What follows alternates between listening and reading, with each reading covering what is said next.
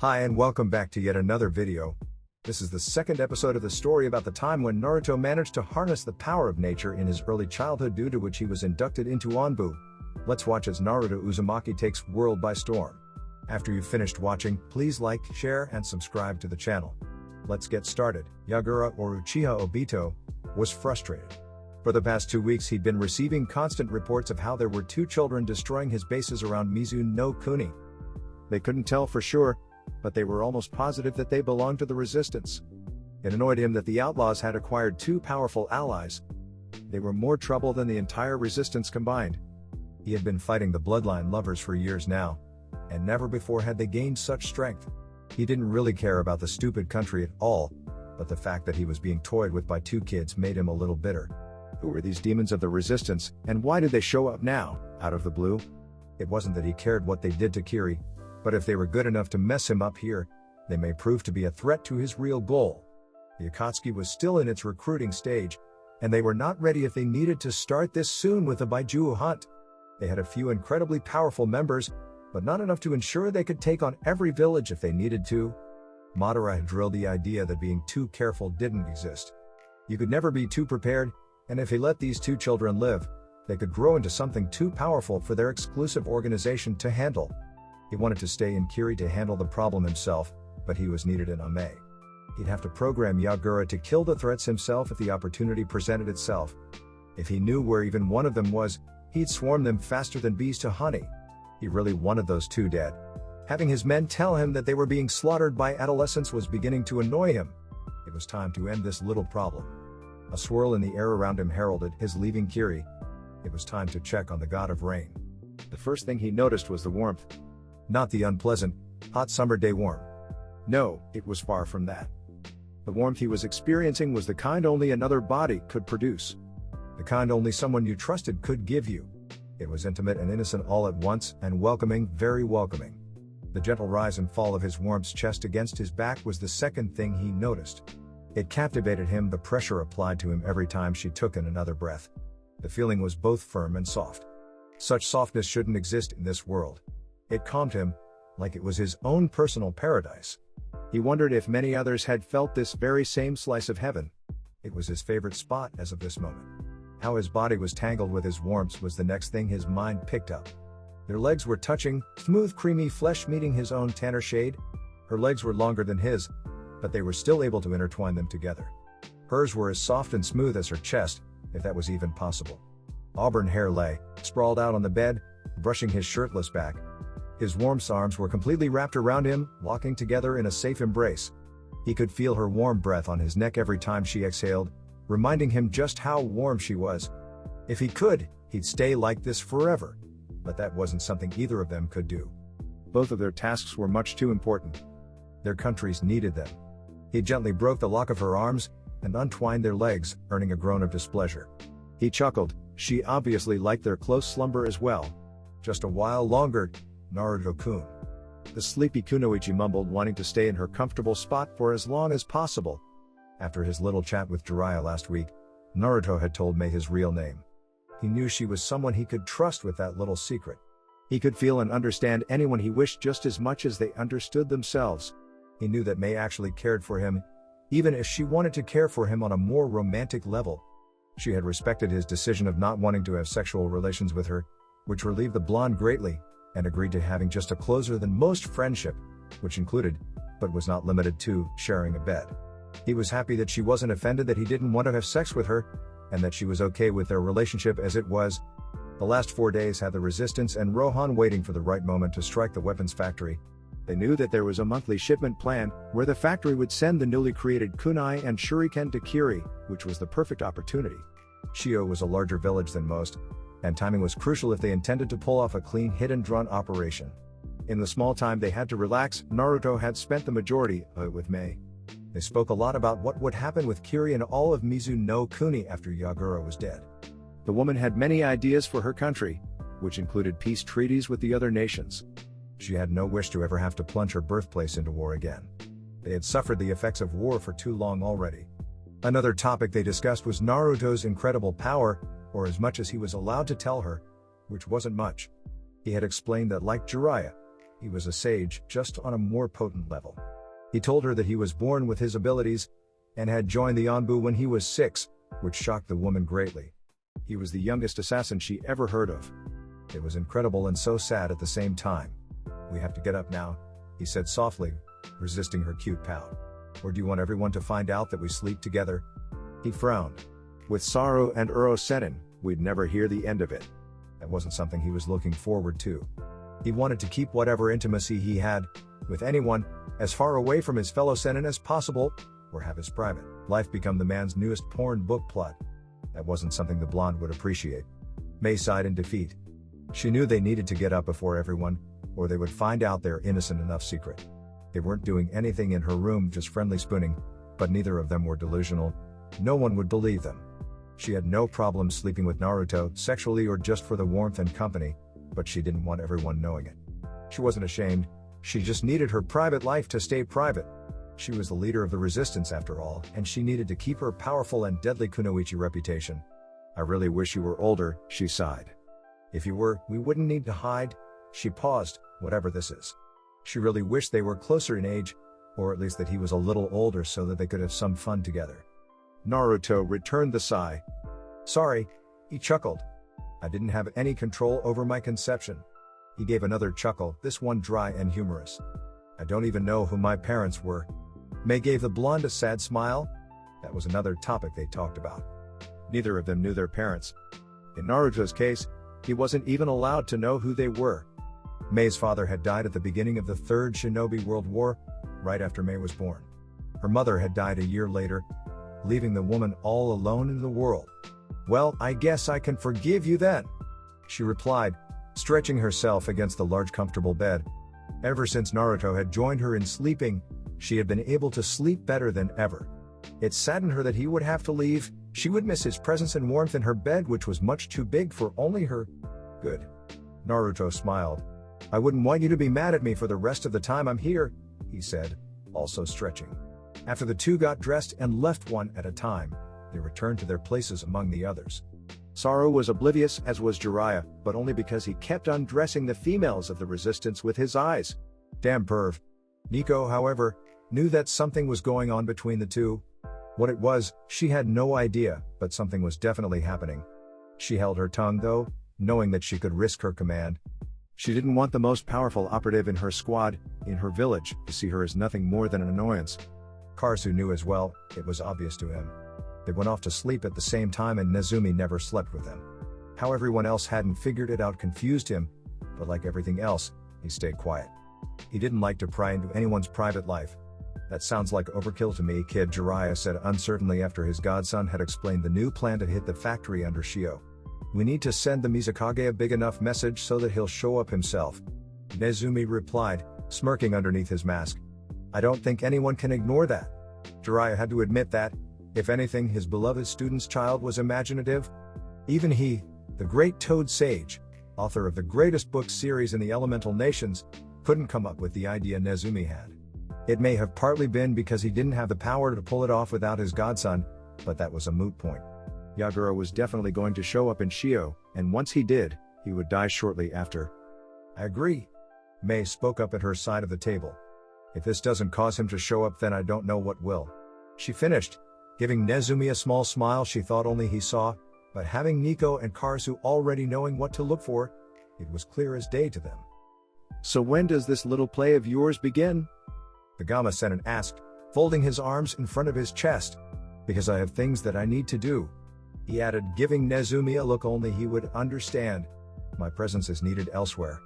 The blonde nodded, receiving the message with ease. "We should be ready to strike tomorrow, if all goes as planned," Nico replied. She was eager to get back to Konoha, she missed her lover. "I'm guessing we'll be out of Mizuno Kuni in a couple of days." Nezumi knew what Nico was feeling, and the woman knew he did too. She knew he didn't try and snoop on her emotions, he was just born able to feel others around him. It was still somewhat embarrassing though. He knew how much she craved to be with Hayate. While she wasn't trying to hide their relationship, it was still awkward for her that someone knew her private feelings. If anyone though, she was glad that it was the young blonde, because he never used it against her or teased her about it. He let her feel the way she wanted and never brought it up, which she was eternally grateful for. Once this little factory is destroyed I can leave, right? Jiraiya asked with his gaze set on Nezumi. If the boy hadn't told Nico that they had a very close teacher-student relationship, then she would have been bothered by how much he directed his questions to her kohai. Yagura should be dead after that, so I won't need to be here anymore, right? Nezumi could tell that whatever it was that his sensei needed to attend to was something very important. He knew his fellow senin was a pervert, always peeping on women for his newest porn novel, but he also knew that the man was a master spy, providing information for Konoha on a regular basis. In short, he was a busy man, and the war in Mizuno-Kuni, no matter how terrible it was, wasn't his problem. Nezumi shot Nico a look that said sorry, which was strange that she understood it considering they were both masked. Correct. Once Yagura shows up, we can take it from there. The Uzumaki said, reassuring his sensei that he was free to go after the raid. He was upset that the man had to go so soon. They hardly got to spend any time together anymore. They were both very busy, Nezumi with his Onbu missions and Jiraiya with his spy network. Okay then. The Sannin said with a smile. We're all good to go. He clapped his hands twice for good measure. One dead Mizukage, coming right up, he yelled a bit too cheery for Mei's liking. He was a bit too happy about ending the life of a Mizukage for her to be comfortable with. She would have said something about it, but then remembered what Naruto said, how they were both senin. Mei knew that Jiraiya was powerful, the man was a living legend, but she hadn't known just how powerful. The images of Naruto taking out Black Harbor raced through her head.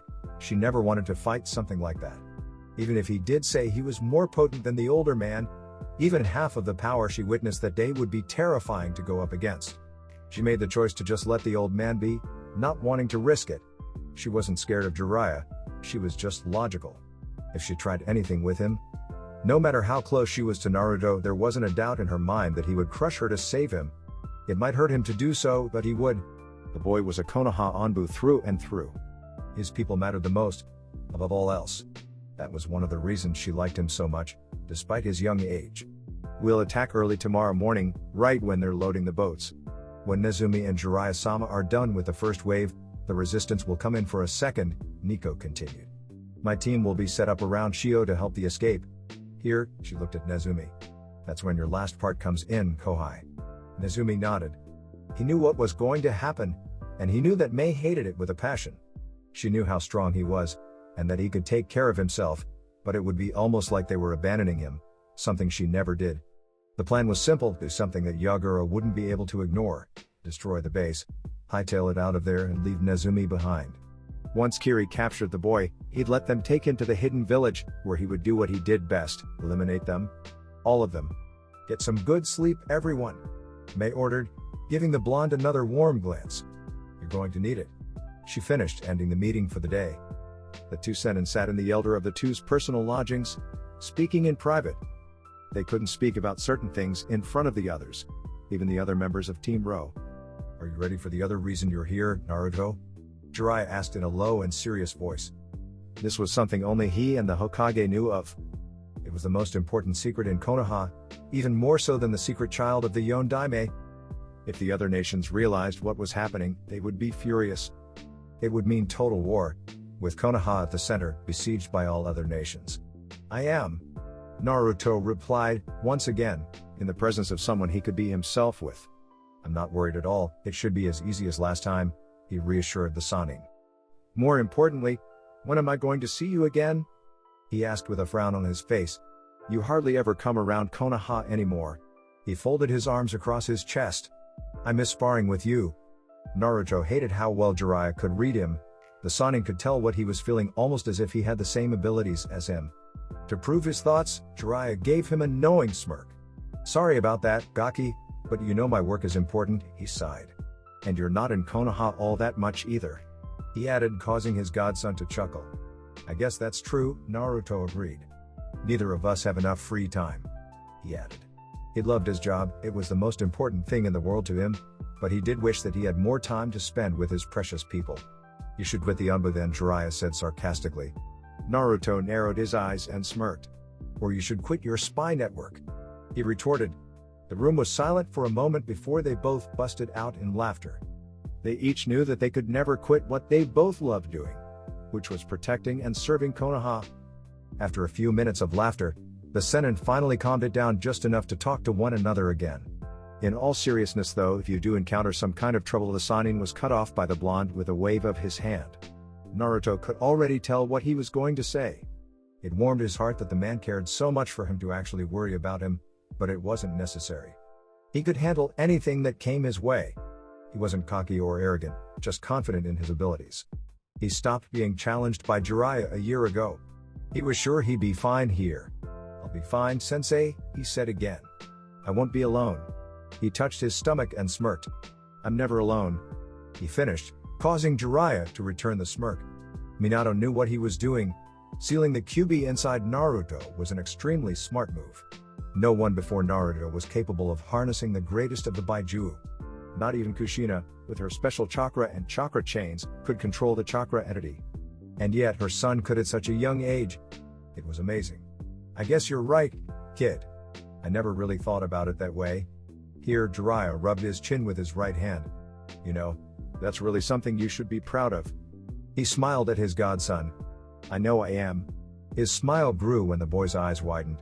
He knew the blonde always treasured the compliments he got from him more than others, for whatever reasons. Probably because he always treated the Uzumaki like an actual kid. After Naruto spent only a few seconds to recover from the kind words, he gave a heartwarming smile. "Thank you, Jiraiya-sensei." He brought his right hand to the back of his neck. "I really appreciate it coming from you," he added. Jiraiya nodded. Both seinen knew the other with great detail.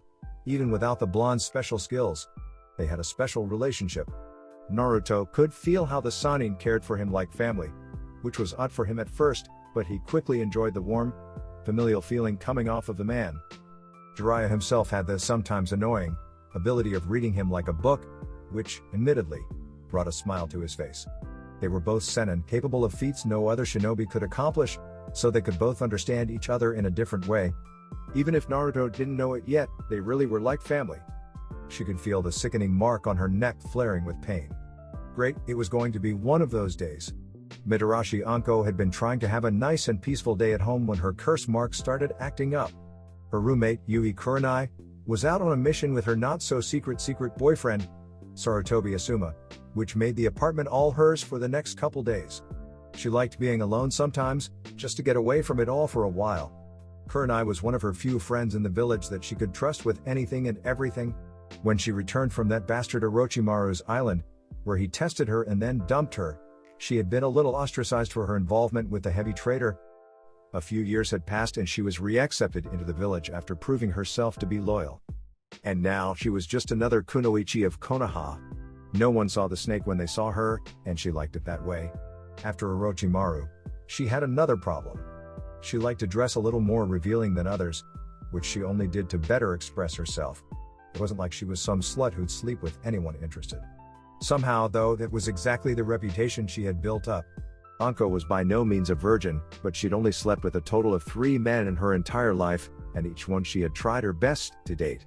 It wasn't her fault that the relationships never lasted very long. Men just couldn't handle her.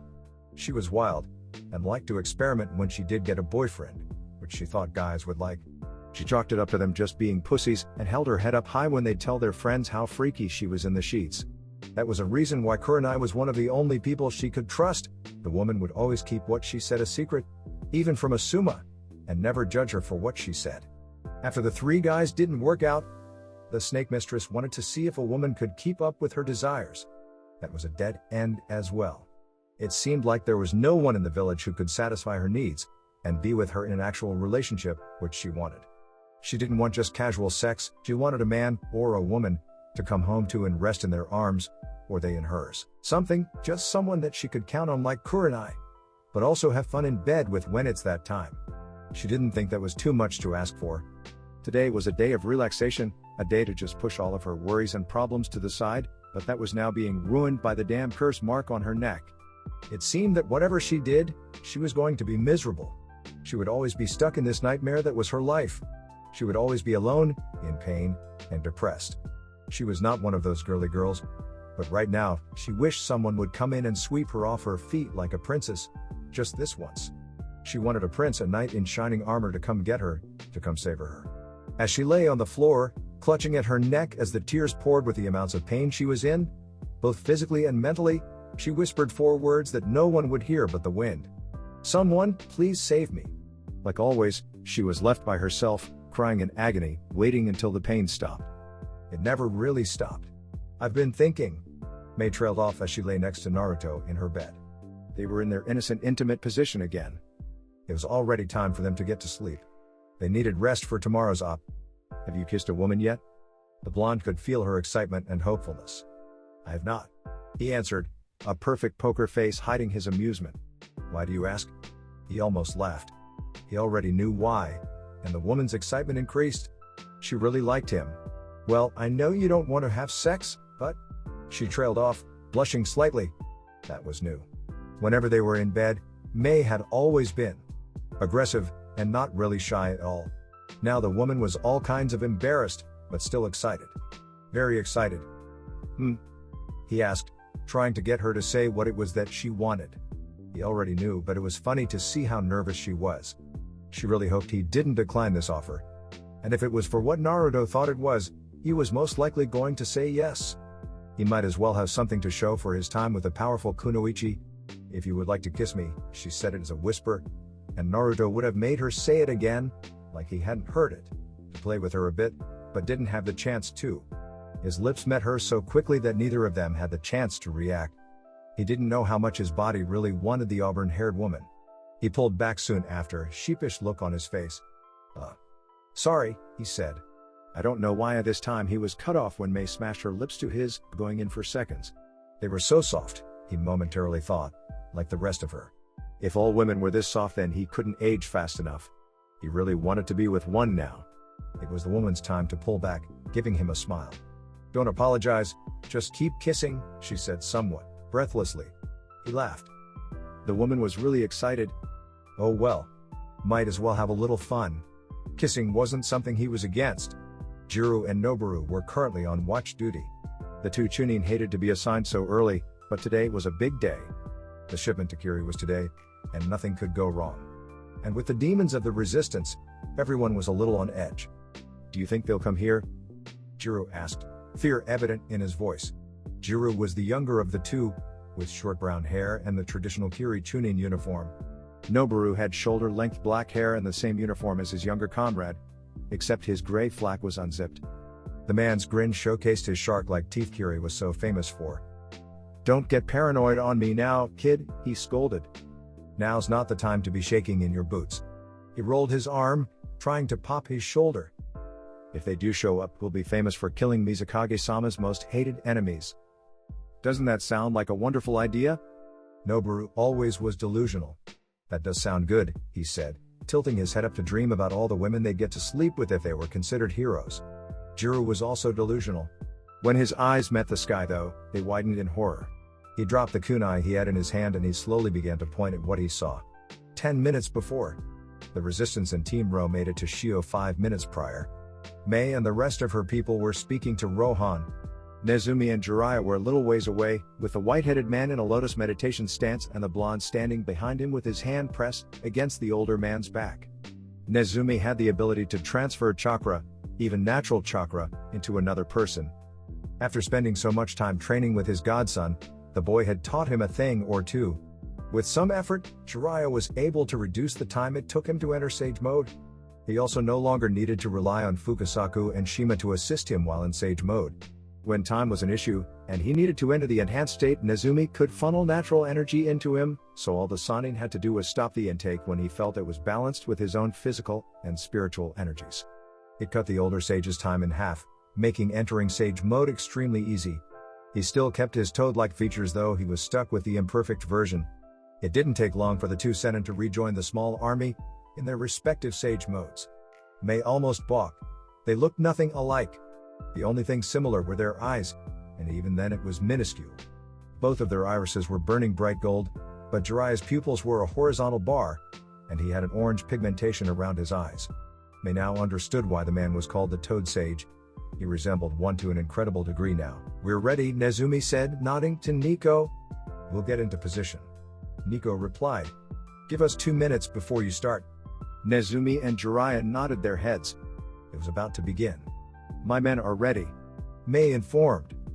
"We'll hit the base the moment your wave is complete." she finished, giving Nezumi a nod. She was still nervous and disliked the part of the plan that left her favorite blonde alone with the tyrannical murderer. But it was a necessary tactic.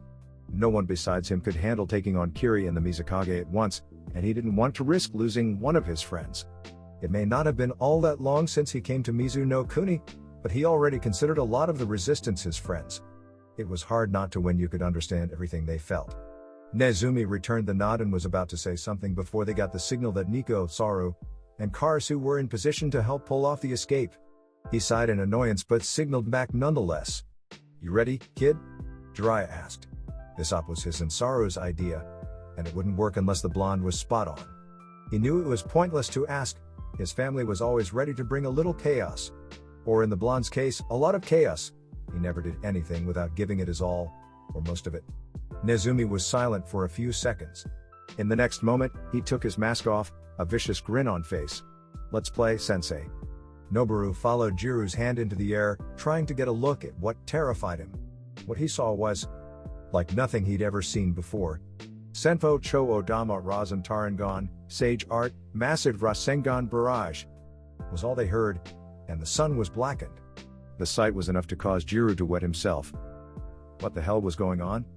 100 blonde boys, all looking alike, were falling from the sky like heaven's warriors, each with an extremely large blue spiraling sphere in hand. Noboru was somewhat of a sensor, so when he felt whatever it was falling down upon him, he was able to appreciate the power that was going to definitely kill them. When they drove their spheres into the ground, which just so happened to be right above the weapons factory, it felt like Armageddon was unleashed. The damage done was enough to completely rip the earth apart, exposing the large building beneath. Naruto laughed. It was a deep, vicious thing, and allowed his partner to do his part.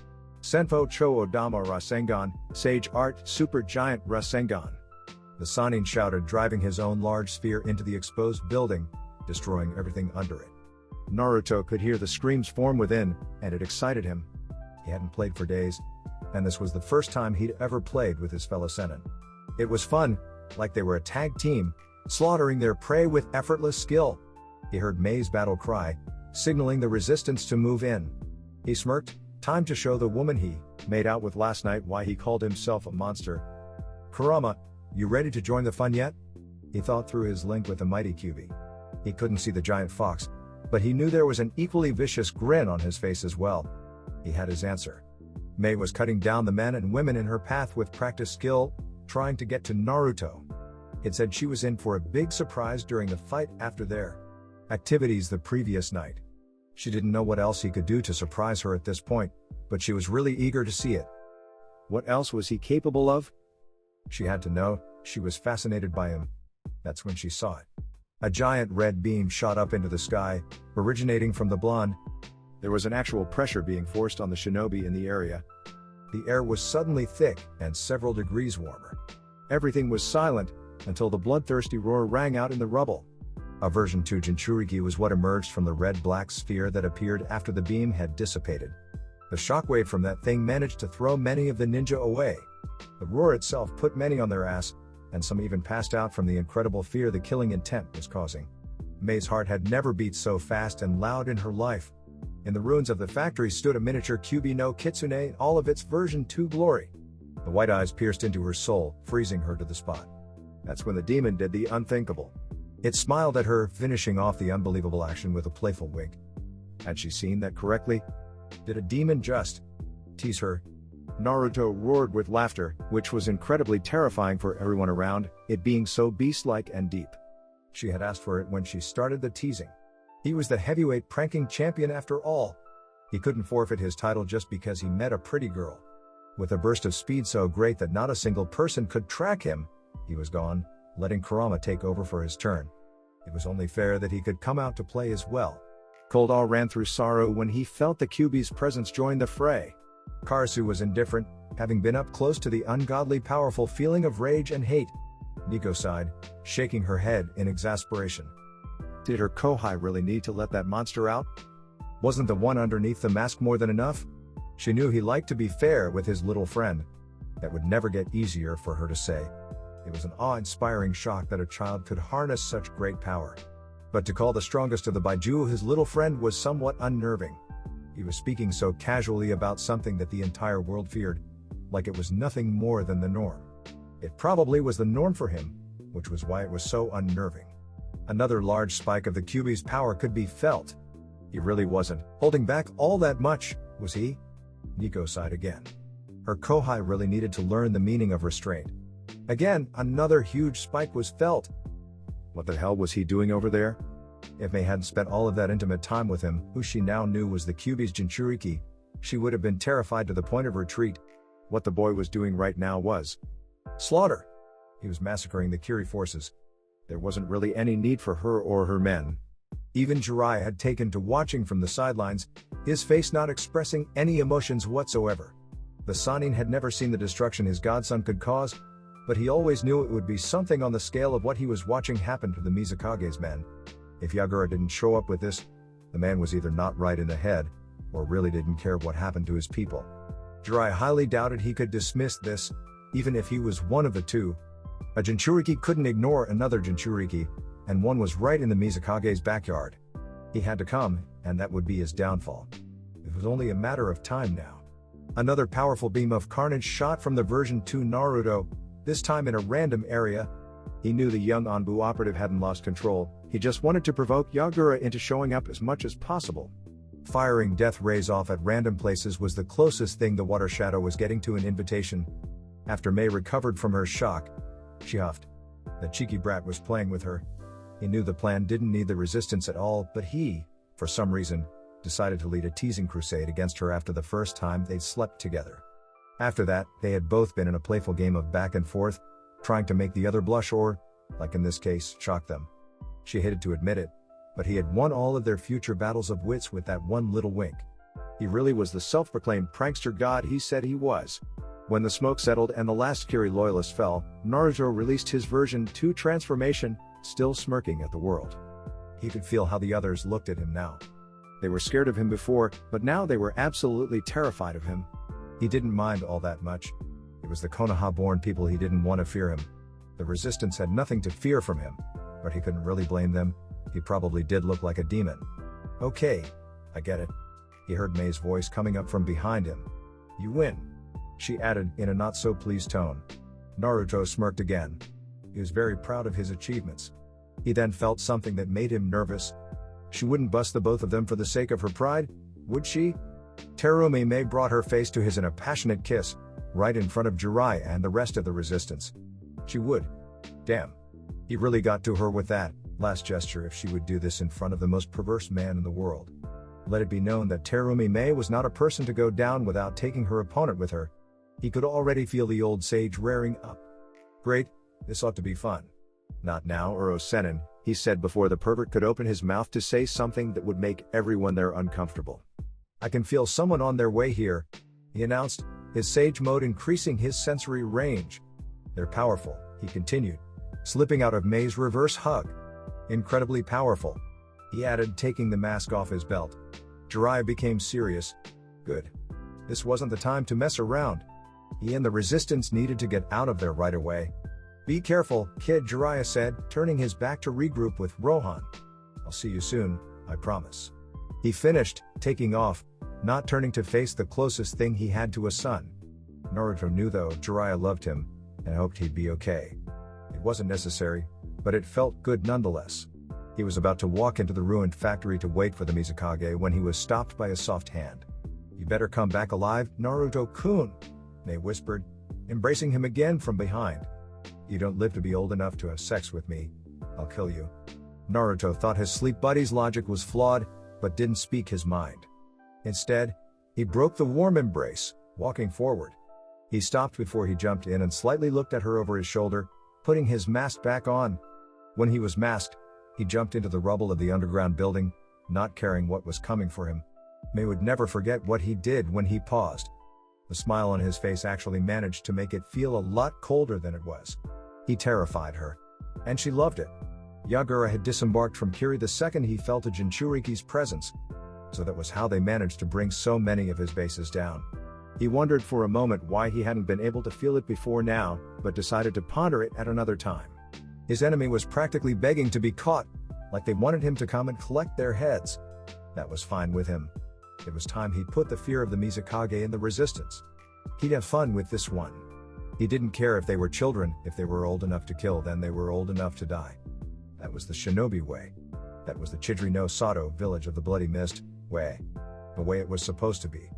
Back at the hidden resistance base, a nervous Mei was sitting in her room, alone. She had virtually left someone she had been close to behind, allowing her enemy to capture him. She had seen what Naruto was capable of, and yet she still worried about him. The blonde had been someone relatively new in her life, but he had already secured a place in it. It was strange. Why was she so drawn to the boy? It wasn't until their rather satisfying makeout session that she realized that she felt a little more than lust toward the young Anbu. It confused her considerably. Not only was he a lot younger than her, but he was from another village. Relationships between two people from different nations never really worked out very well. She knew as much, but her heart kept telling her that she wanted something more from him. Right now though, all she wished for was his survival. He may have been the most powerful shinobi she had ever seen, the stuff of legends even, but he was still just one person, against an entire village. The odds were not in his favor. She hated herself for retreating. She really wanted to be by his side right now. She may not be as strong as he was, but she was a cage-level kunoichi to be sure, capable of going head-to-head with some of the world's greatest ninja. She knew that she could help him, even if just a little. Anything would be better than just sitting here, in a bed too big for just herself, and doing nothing while someone else was off fighting her battles for her. She wasn't horribly prideful, but she did have some, and letting another do her duty didn't really sit right with her. Her mind was made. She was going to go help Naruto. He didn't need to face this enemy alone. She made to get up when there was a knock on the door. She sighed in annoyance but composed herself immediately after. She couldn't let this affect her judgment. "You may enter," she called out to her slightly unwelcome guest.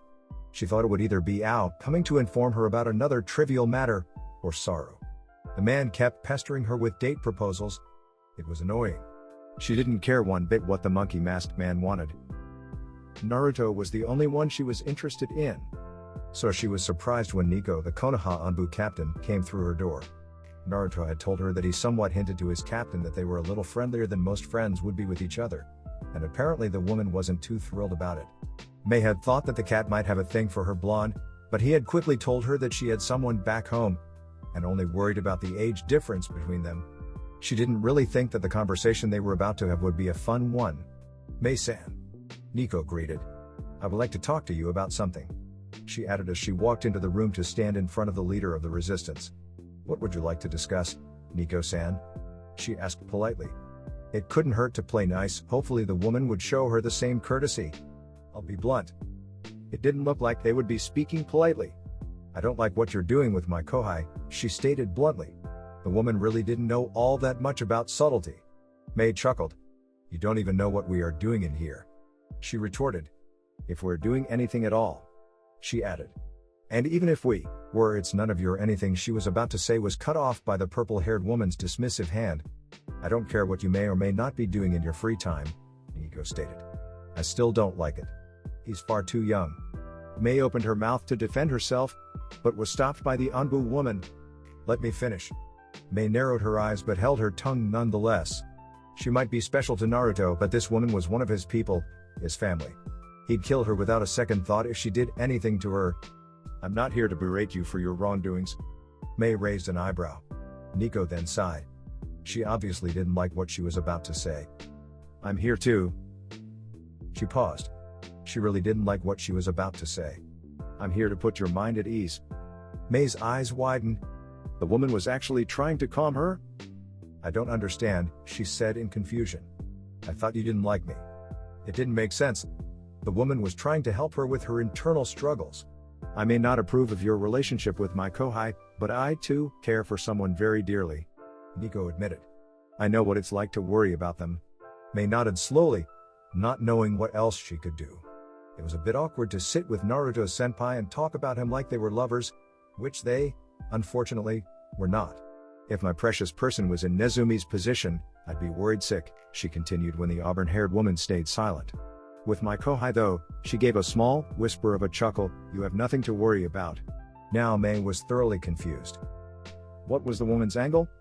At the leader of the resistance's confused face, she elaborated. "He's capable of much more than you've seen so far. Again, the woman was shocked. Any more powerful than what she'd already seen would be entering the realm of impossibility. Was Naruto even human still? She had her doubts. "I appreciate your kind words, Nico-san." She finally spoke. "You've made me feel a little better. I still think you shouldn't be in a relationship, whatever that relationship may be, with a 10-year-old. May's smile quickly vanished, replaced with a frown. "He's mature for his age, Nico-san," she replied in a sickly sweet tone. Nico cocked her head to the side. "He's still a child," Nico replied just as sweetly. May clicked her tongue. She wouldn't get anywhere with this woman. She was too set in the mindset that he was physically 10. His mentality, however, was much older than that of a 10-year-old boy. He was wise beyond his years, and thought like an adult. To her, he was older than she was, in mind at least. She couldn't wait until he was older and more grown-up looking. She knew he would be a knockout, and couldn't wait to witness what he would do in his life. It was going to change the world, one way or another. "Well, if that is all you have to say, I'd like to be alone now," May stated, ignoring subtlety like her guest. Nico nodded and left the room, having said what she came to say.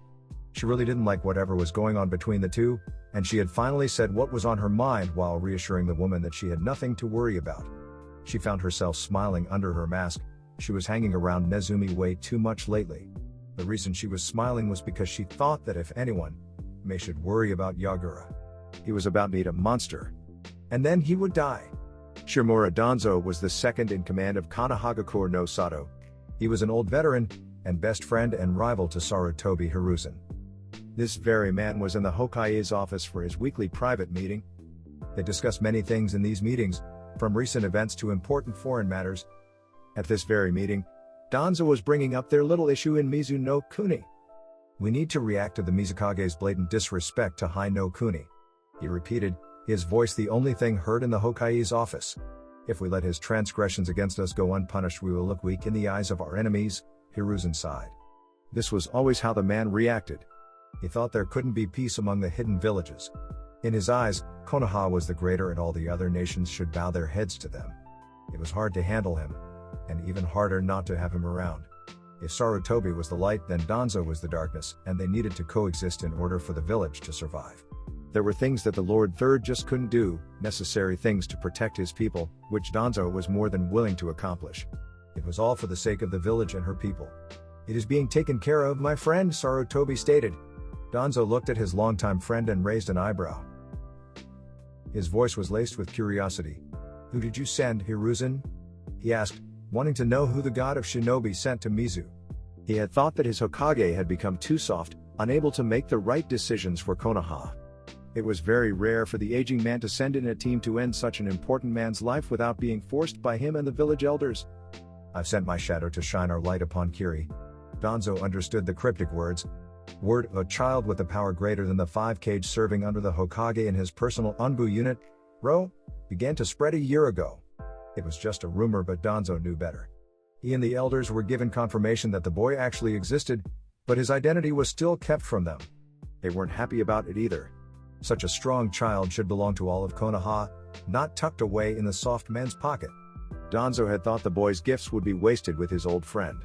That's why it surprised him so much when he was told that the boy, whoever he may be, was in the field, taking the life of a man who needed to die for Hai no Kuni to prosper. "I must say I wasn't so sure you'd wield him properly," the Warhawk said. "It's good to see you're using your tools properly." A rare small smile ghosted his face. For Hiruzen, it was the opposite. A frown appeared. "Our shinobi are not tools, Danzo." His voice showed the power he was known for when he was younger. "You do well to remember that." He finished, lighting the tobacco pipe he had taken from his desk with a small katen jutsu, or what he called a simple flick of his fingers. "Ah, there's the professor I used to know," Danzo chuckled softly, which would have been incredibly creepy for someone who didn't know him as long as Hiruzen had. "It would seem that your shadow has brought back the warrior in you." The Sarutobi couldn't help but smile at those words. It was the truth. Naruto, or what he and Team Ro now referred to as his shadow, had brought back a piece of him he thought was long lost.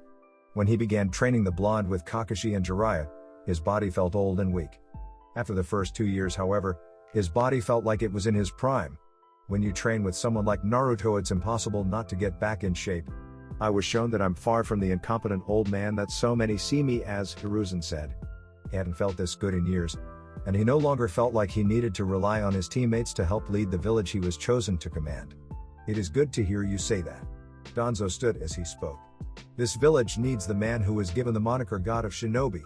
With that said, the leader of the foundation left the Hokage's office, content on letting the Lord Third finish the job. If he could do what needed to be done, then there was no need for him to get involved. Danzo needed to remember to properly thank this shadow of Hiruzen's. The boy had brought back his friend. Rattling chains was all that could be heard in the streets of Kirigakure. The Kiri people watched as the Yondaime Mizukage, in the company of 200 nin teams, escorted what looked like a child in a Konoha Anbu uniform. Rumors of the demons of the resistance were even heard by the civilians. It was kind of hard to keep something like that a secret for very long. Most of the inhabitants of the mist secretly hoped that the boy was not who they thought he was, because they wanted to be freed from the psychotic cage just as much as the bloodline users. He was a terrible man who cared very little for his people, sacrificing his shinobi like they were little more than livestock. It was so sickening that most of the people who sided with him did so just to save their lives. There were a lot of loyal followers, though, and they were just as sick as their leader. The situation in the village was horrible, and news of the demons of the resistance gave the helpless people hope. Every few seconds a hunter nin would yank on the chains that secured the boy as their prisoner in an immature attempt to trip him as he walked. He never fell, but when he stumbled the headhunters would laugh. These men were obviously some of the Mizukage's loyalists. The disgusting filth of the world, all of them. The boy showed no fear, but that might have been because he was wearing a mask. His steps were heavy, like he was someone walking towards his destiny. Most of the gathered people thought that he was destined to die very soon. If they only knew. The blond boy kept his head high, not allowing himself to look weak. A lot of the Kiri nin who stuck around for survival respected him for that. The devil only knew what their monster of a leader would do to him. Even the civilians knew of the man's harsh punishments. Public executions were a popular practice. There had been 5 this month alone. The barbaric events would be carried out in the children's park in the middle of the village. It was an idea that the people liked as much as the old academy graduation test. The man had a hard-on for incredibly horrible ideas. The boy was covered in what appeared to be inked symbols, a lot of them, all looking alike. The shinobi knew that they were chakra suppression seals, special seals made to lock away a person's chakra. The amount of them said that either Yagura was being overly cautious, or the blonde had incredible reserves. Both had an equal chance of being the reason coming from a man like the Mizukage. The man was so strange that not a single soul could guess what he was going to do next. He was all over the place when it came to the decisions he made. Some began to think that not even Yagura himself understood the reasoning behind some of his actions. The man was a certified sociopath. The thought that Konoha had such a young child in the ranks of their Anbu was somewhat of a shock to the people of Kiri. The shinobi knew that the leaf produced more child prodigies than all of the other 4 combined. It was a known fact, Konoha was on the top of the shinobi food chain, even after being attacked by the strongest of the Baiju and losing their Hokage. The loss of the Yondaime Hokage had the other nations hoping that they could take up the mantle of the strongest, but with the god of shinobi still breathing, it was impossible to match the first of the ninja villages.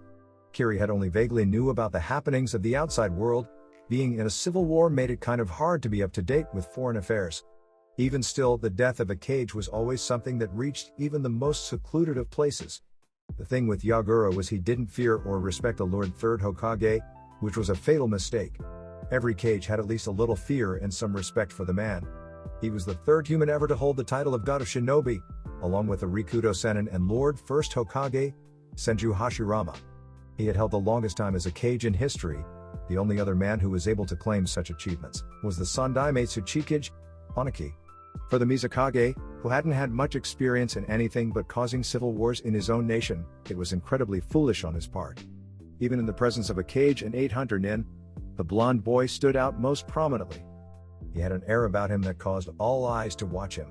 He was chained thoroughly, and had the most powerful shinobi in Kiri escorting him to the Hunter Nin headquarters to get information not only on the resistance, but Konoha. That's why it confused the spectators. It felt like he was the one leading them to something. It was absurd, but that's the way he carried himself. All of this coming from a child made it even more disbelieving. Sometimes the people of Kiri wondered how Yagura managed to become the man he was today. When he was elected to be the Mizukage, he was a kind person who cared very much about his nation. Now though, he was proving the people who thought a Jinchuriki shouldn't be in office correct. It was hard to not accept their words now. Yagura was the worst thing to happen to Mizu no Kuni. Ever. That wasn't saying that it was the Baiju inside him causing all the trouble, but that's how a lot of people saw it. Something goes wrong with the Jinchuriki, blame the Baijuo. The boy was now almost out of sight for the citizens, but they could still tell that he was in their village. It was kind of scary that a boy could leave such a huge impression on people without saying a single word. He was no doubt one of the demons of the resistance. That was too bad. The people had hoped he would save them from Yagura's reign. Ah well, there was always the other one. A lot of people had thought the same thing. Hopefully he'll be the one. The Hunter Nin headquarters was a large underground fortress directly underneath the Namikaze's office. It served as both the interrogation center and the head hunter's base of operations. It served its purpose and nothing more. It was the picture of a perfect and strict militaristic building. Very fitting of Kirigakure, seeing as it was constantly involved in war, be it with other nations or itself. Currently a mouse-masked, blonde boy was chained to a seat in the middle of a dark room in this building, his body covered in chakra-suppressing seals. Yagura, a man of small stature and messy light gray hair, don't forget his pink, tubulous eyes and stitch-like scar running down from his left eye, was standing in front of this masked blonde boy. His childlike appearance did nothing to decrease his powerful cage presence. He had the eyes of a butcher, a monster, and the Namikaze didn't know. But the boy didn't like what his eyes were claiming to be. You know who I am, but I am afraid that I don't know a thing about you. Yagura coughed slightly. Besides the obvious Konoha affiliation and Jinchuriki status, he added. Nezumi was silent for a second before he spoke, his head never changing its position. I am God's shadow, he whispered softly, yet everyone present in the room heard it clearly. You've angered my master, so he sent a real monster to cleanse this land of your tainted soul. The words were obvious to the cage. There was only one man who never claimed to be a god, but was seen as one anyways. The Lord Third Hokage. Yagura was about to reply, but apparently the boy read his mind. You're looking at him. Yagura scoffed. You claim to be a monster while completely unable to move. The Sanbi's Jinchuriki shook his head in disappointment. Such big words for my prisoner, he added. The boy must be delusional, there wasn't a bigger monster than himself. That thought was the man's fourth mistake. At the boy's silence, Yagura began again. I still don't know your name, boy. His voice showed annoyance. The kid was wasting his time with these word games. Are you going to tell it to me, or not? He asked with annoyance in his tone again. The man's feelings were very entertaining if nothing else for the boy. I will, he whispered again, and like the last time, softness of it made it no less audible. Right before I kill you. He finished a moment later just to get on the man's nerves some more. He didn't like Yagura already, but he had made it personal with that monster remark. He took his title very serious, and this man had, in his mind, challenged him. The Namikaze sighed. Since you obviously do not wish to share any information with us willingly, I have no choice but to have my men take it from you forcefully. He was sure that if the boy was threatened with torture that he'd break. Even if he was a Jinchuriki, he was still a child. He had to be afraid of something. Or, so he thought. I'm willing to tell you everything you wish to know, actually. I'm just saving my name for the end. Nezumi replied in a relaxed voice. If Yagura wasn't so annoyed at the blonde, then he would have noticed the strangeness of the boy's calm demeanor. He was a prisoner, in the heart of enemy territory, and in the presence of a cage. Warning flags should have gone off at the beginning of the conversation. Apparently, the Uzumaki's plan to get under the man's skin was working beautifully. Yagura raised an eyebrow at that. Anything? He asked, his interest once again piqued. This boy was a Konoha Anbu who had gained the trust of Terumi Mei and her resistance. He had to have or she wouldn't have accepted his help. That meant that he had to know where his enemy was located and any future plans they may have. He was most definitely going to torture him for more information, but it helped if the person talked a little first. It was always helpful to know what to ask about. When the boy nodded, he continued. Was Terumi Mei's next plan?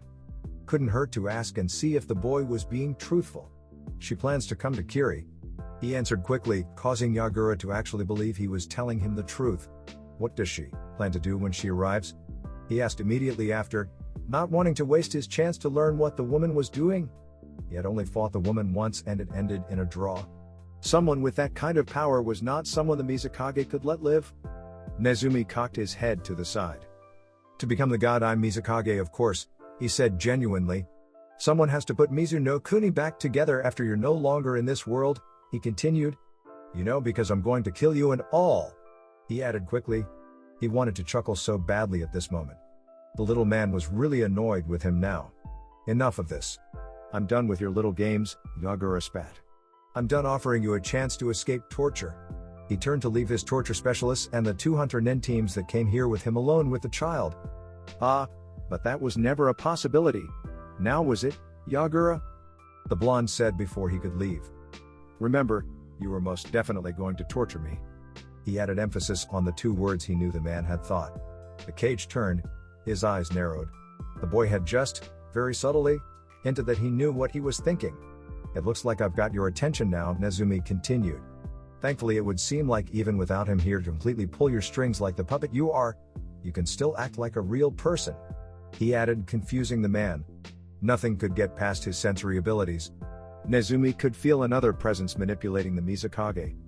He couldn't feel the intruder exactly though, probably because the man wasn't anywhere near them.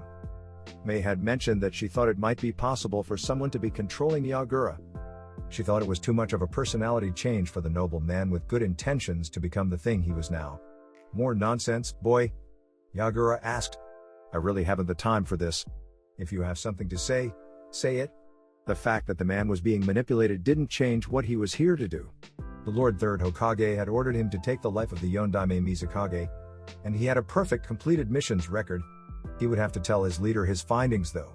Someone capable of controlling the mind of a powerful kage who was also a Jinchuriki was a dangerous person. They needed to be prepared if the man decided he wanted to try Konoha's cage out next. It helped that he could tell that the small man had retained most of his personality, even with the man's control. It meant he really had challenged his monster status. He would enjoy proving the man wrong. Alright then, straight to business, Nezumi said. You've made 4 mistakes, Mizukage-san. Yagura ignored the way he was addressed. Right now he was more interested in what the boy thought he had done wrong. He asked. Please enlighten me? He replied with mock curiosity. The man believed he was speaking with a regular child, even if he was a human sacrifice. You actually thought you captured me, making me your prisoner. He shook his head slightly. You were mistaken. You're trying to say you wanted to be captured? The cage asked in a condescending tone. Forgive me if I don't believe you, boy. Nezumi was silent for a few seconds before he began. Then you thought this number of seals could suppress my chakra.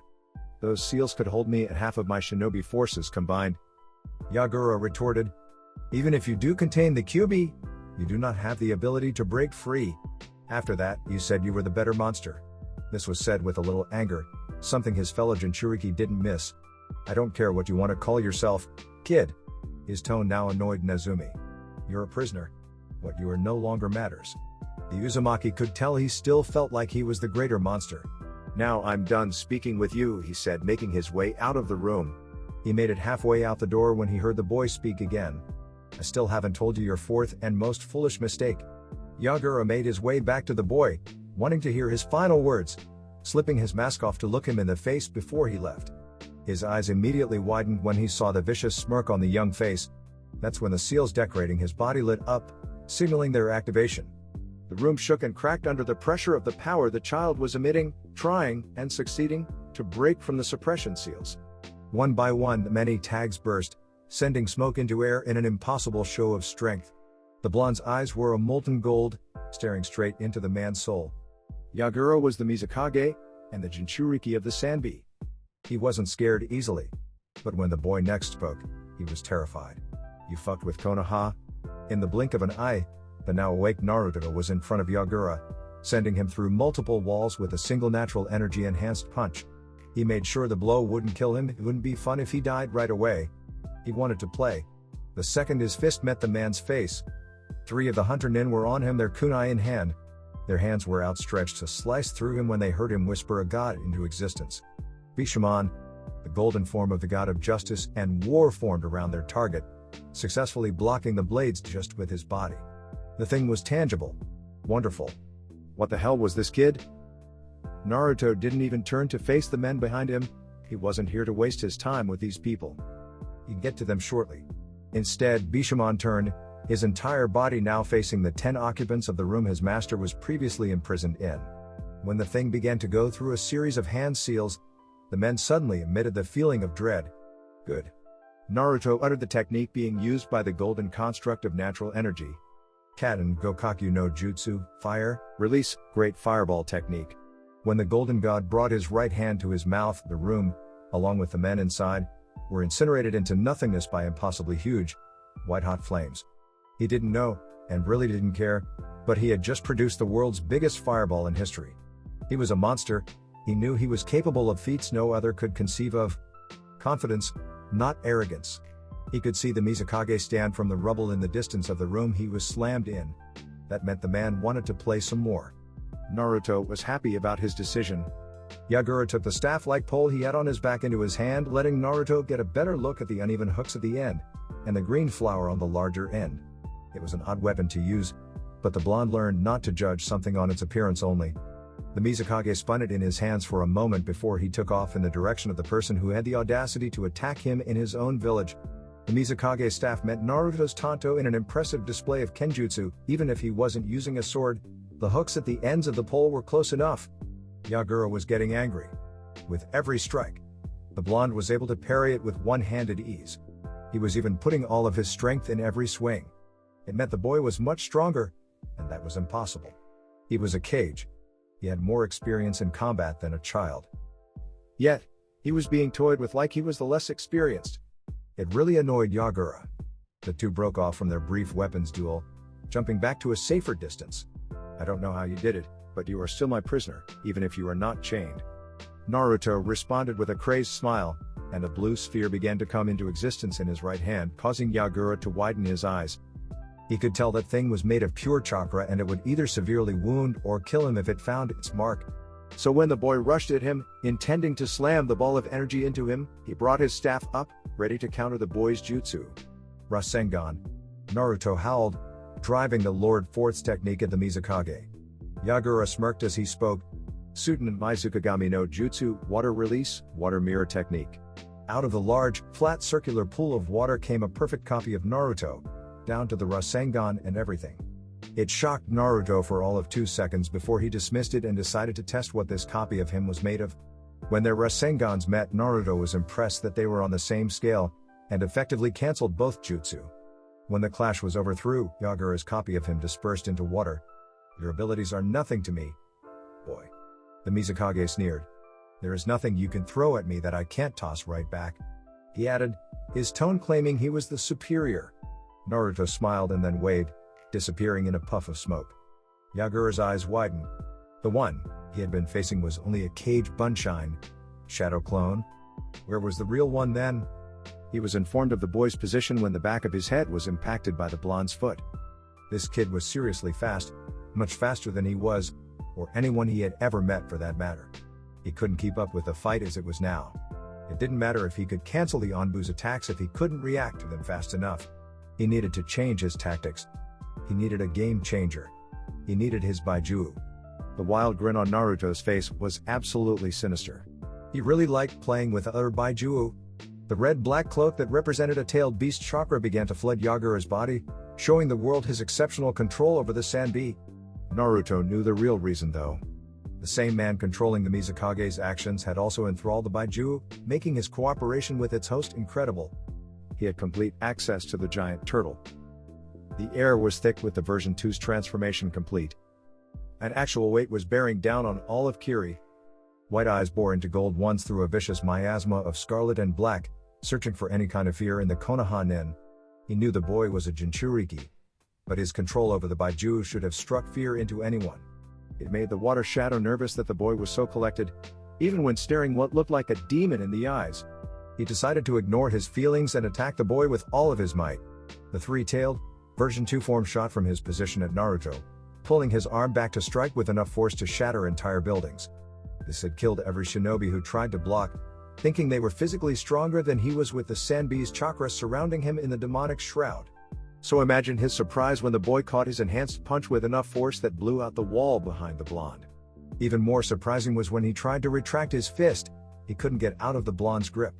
The Sanbi's chakra didn't even burn him, which he guessed made sense since he too was a Jinchuriki. But the boy's physical strength, even with the Kyuubi helping him, which he could tell was not happening at the moment, shouldn't have made it possible to hold him back with little effort. Are you? The deep and intimidating voice coming from the transformed Yagura asked in awe. This child couldn't be human, not with this kind of power. The smirk he received was unsettling. "I'm a real monster," he said, before letting go of the man's fist and slamming a kick in his head, sending his fellow Jinchuriki sailing. Before he could impact with anything, Naruto was behind him and slammed another kick into his chin, sending Yagura into the ceiling this time, crashing his way to the surface. The sight of Kirigakure's Mizukage and his Baiju cloak being thrown from his own office forcefully was seen by many. The blonde boy who was thought to be the leader's prisoner came from the building next, the obvious assailant. It caused the people watching to hold their breath in anticipation.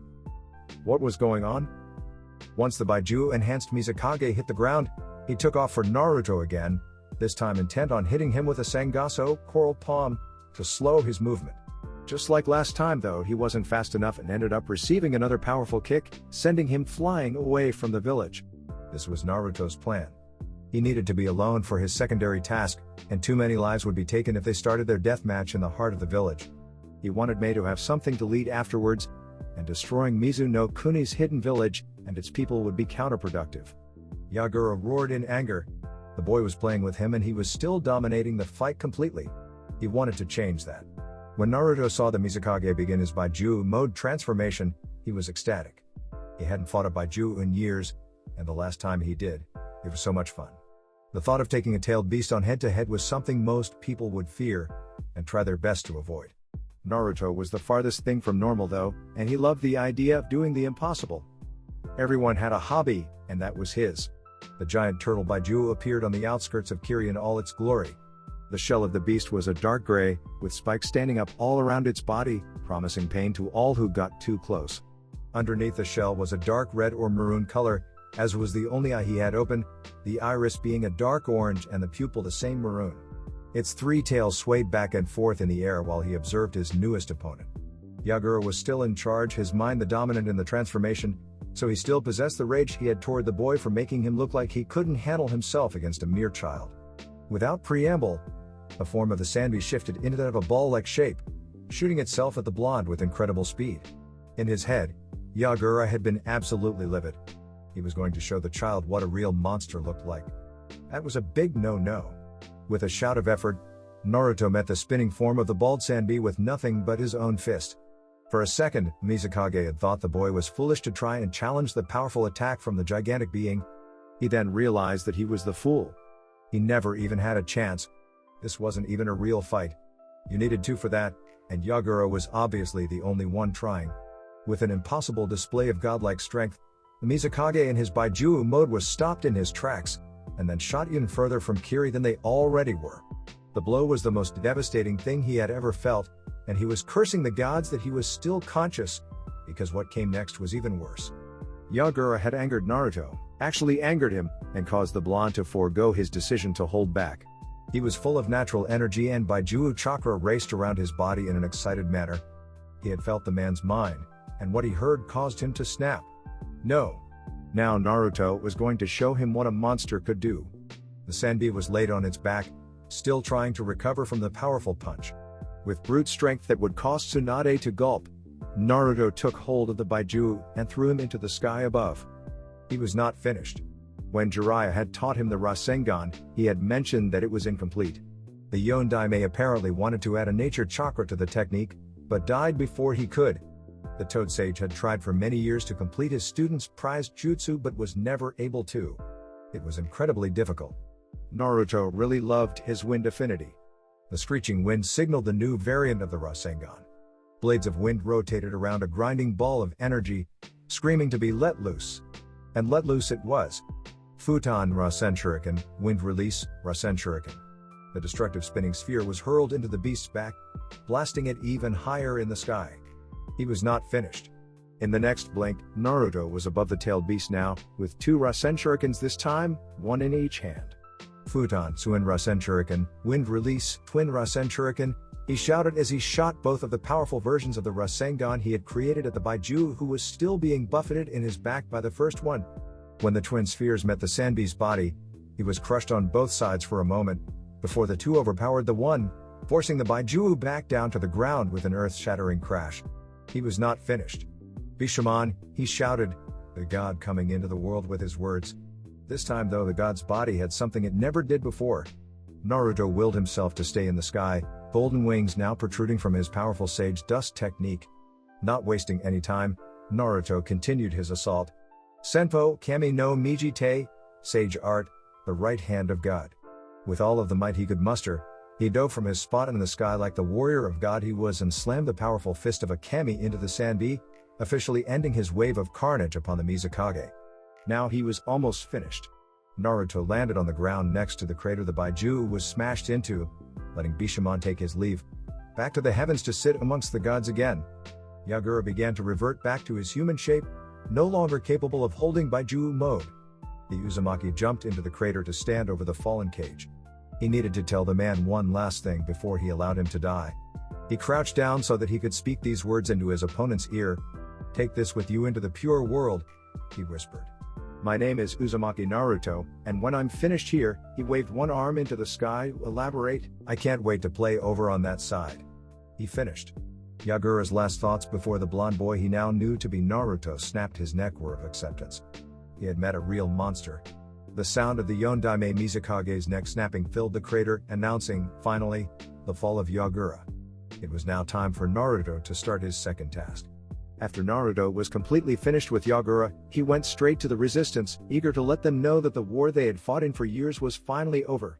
It didn't take him very long, and he was immediately assaulted with cheers from the people, nods of approval from his team, and a nice big kiss from Mei, which had Saru gaping in shock. At first he was angry that Mei declined him so many times for a 10-year-old, but then he quickly reminded himself that his 10-year-old hero had scored with one of the hottest women he had ever seen. This kid was a god among men in the eyes of the Nara Onbu operative. It all happened very fast. One moment they were celebrating the death of a madman, and the next, they were watching the people of Kiri greet Nezumi and Mei. Nezumi knew that the mass majority of Mizu no Kuni would accept Mei with open arms as their new Mizukage. The woman had led the resistance for years trying to free her country. She was seen as a hero and honestly the only person who was good enough for the job. Nezumi was fine with some praise, but when an entire village regards you as their liberator it gets to be a little too overwhelming. The waves of thanks and gratitude he was feeling from the Kiri people almost caused him to flee. But in the end he stood his ground, not wanting to show any kind of weakness to the hidden village. He had to keep Konoha's reputation intact. Mei had given off the feeling of immense gratitude and even disbelief. The crater they found the dead body of Yagura in was extreme in size, and she wasn't sure if she wanted to know what caused it. It scared her somewhat to know that Naruto could take a Baiju down all by himself. But for some reason she didn't find herself thinking any differently about the blonde. He was someone she had come to trust completely in the small amount of time she knew him. Rohan knew their young comrade could do it, but gave off the feeling of pride. It wasn't every day a 10-year-old took down a Kage who was a Jinchuriki to boot. Saru worshipped him even more than he used to, which was partly because of his win over Yagura, and partly because of his win over Mei. Nezumi knew that he thought there was some kind of sexual conquest involved with their relationship and he was going to try and convince the pervert that that was not the truth, even though he knew it would be futile. Karasu was proud of his friend, but kept silent, knowing that he could feel his feelings. Nico had thought the most about his actions. The captain was very pleased with the effectiveness of her Kohai's actions. He had eliminated his target and kept the village out of danger. There were no unwanted casualties whatsoever, which showed the resistance how good Konoha was at what they did. That, however, was not the biggest emotion she felt. Nezumi was happy to know that Nico didn't just see him as a subordinate, but almost like a little brother. She was extremely grateful and relieved that he came back unhurt and safe. He had found someone he might be able to call family in the future. Having an older sister sounded like fun to him. As Nezumi walked side by side with Mei, he felt something he had never felt before. He had freed a country smothered in war from an oppressive leader, and that felt amazing. He was a monster to the enemy, but to the citizens he was a hero. He had unintentionally become his hero, the Lord Fourth Hokage. Again, time passed quickly and Mei was already the Mizukage. It had only been 2 days and the people knew what they wanted. The woman would lead them into a peaceful era, which they deserved. It was the day when Mei would speak to Kirikakor. On top of the Mizukage building, Mei stood in her full cage robes, about to address her people. To her right was Nezumi and Karasu, the two who helped liberate the country the most. To her right was Ao, her right hand since the civil war started. Behind her were the village elders. Even they welcomed Mei as the new Mizukage. It seemed Yagura had little support in his crusade against bloodline users. Mei brought her hand into the air, silencing the crowd that showed up. "Kiri, I am Terumi Mei, and I am your god, I'm Mizukage." she announced. A wave of cheer and applause resounded throughout Kirigakure. Again, she silenced them with a hand.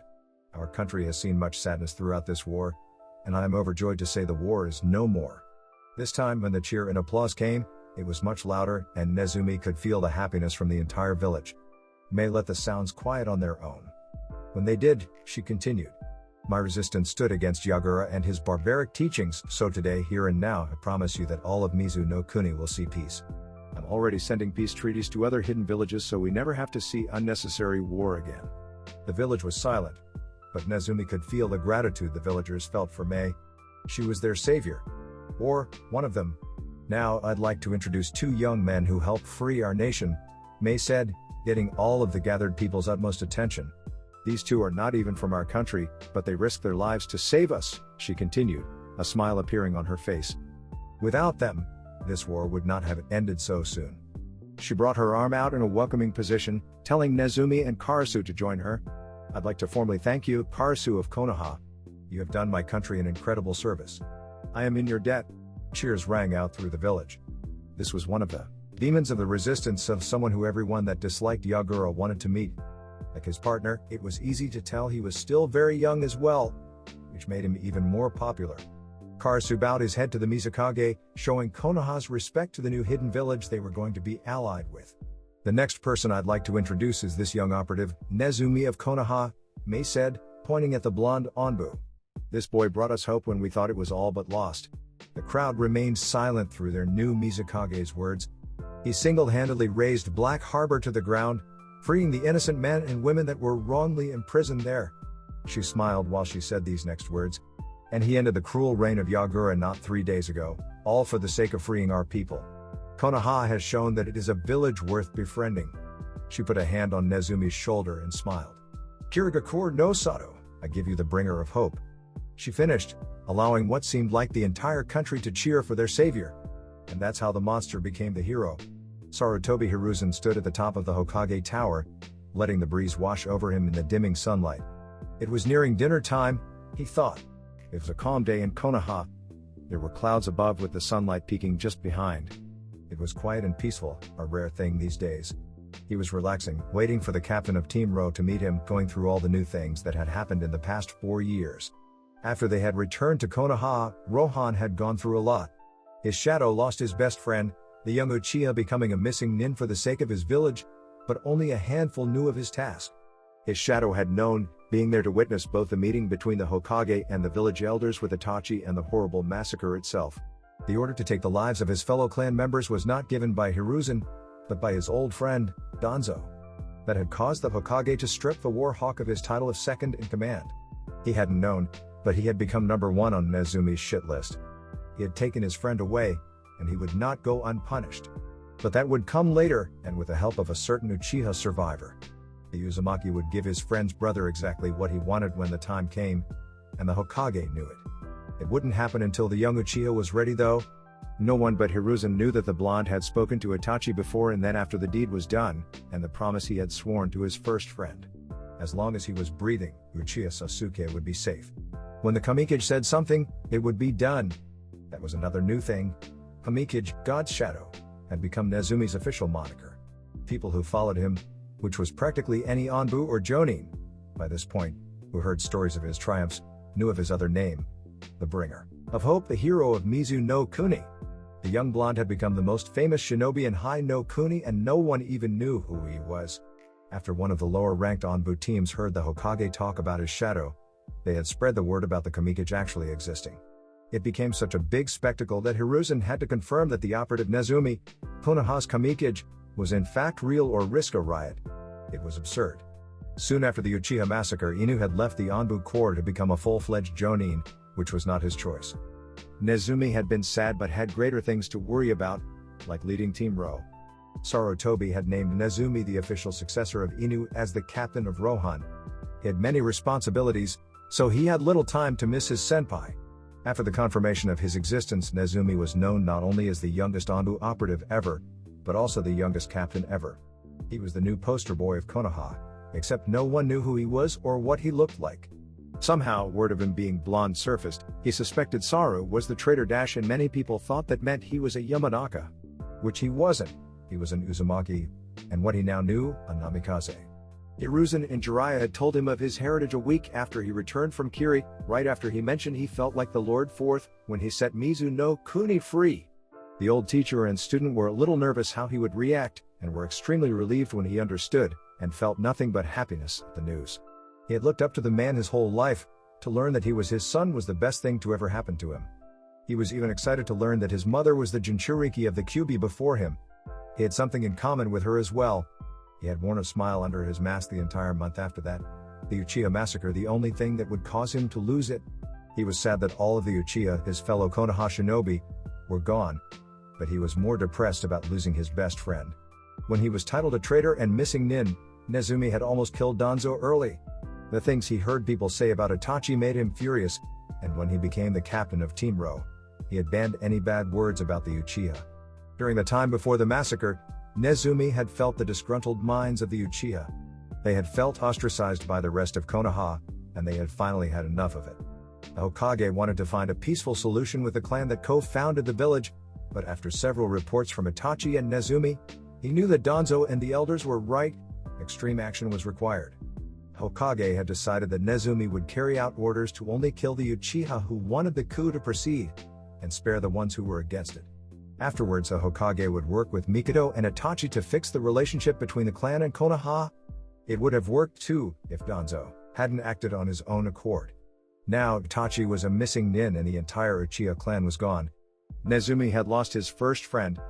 With the loss of one friend, he had gained another who he was much closer to.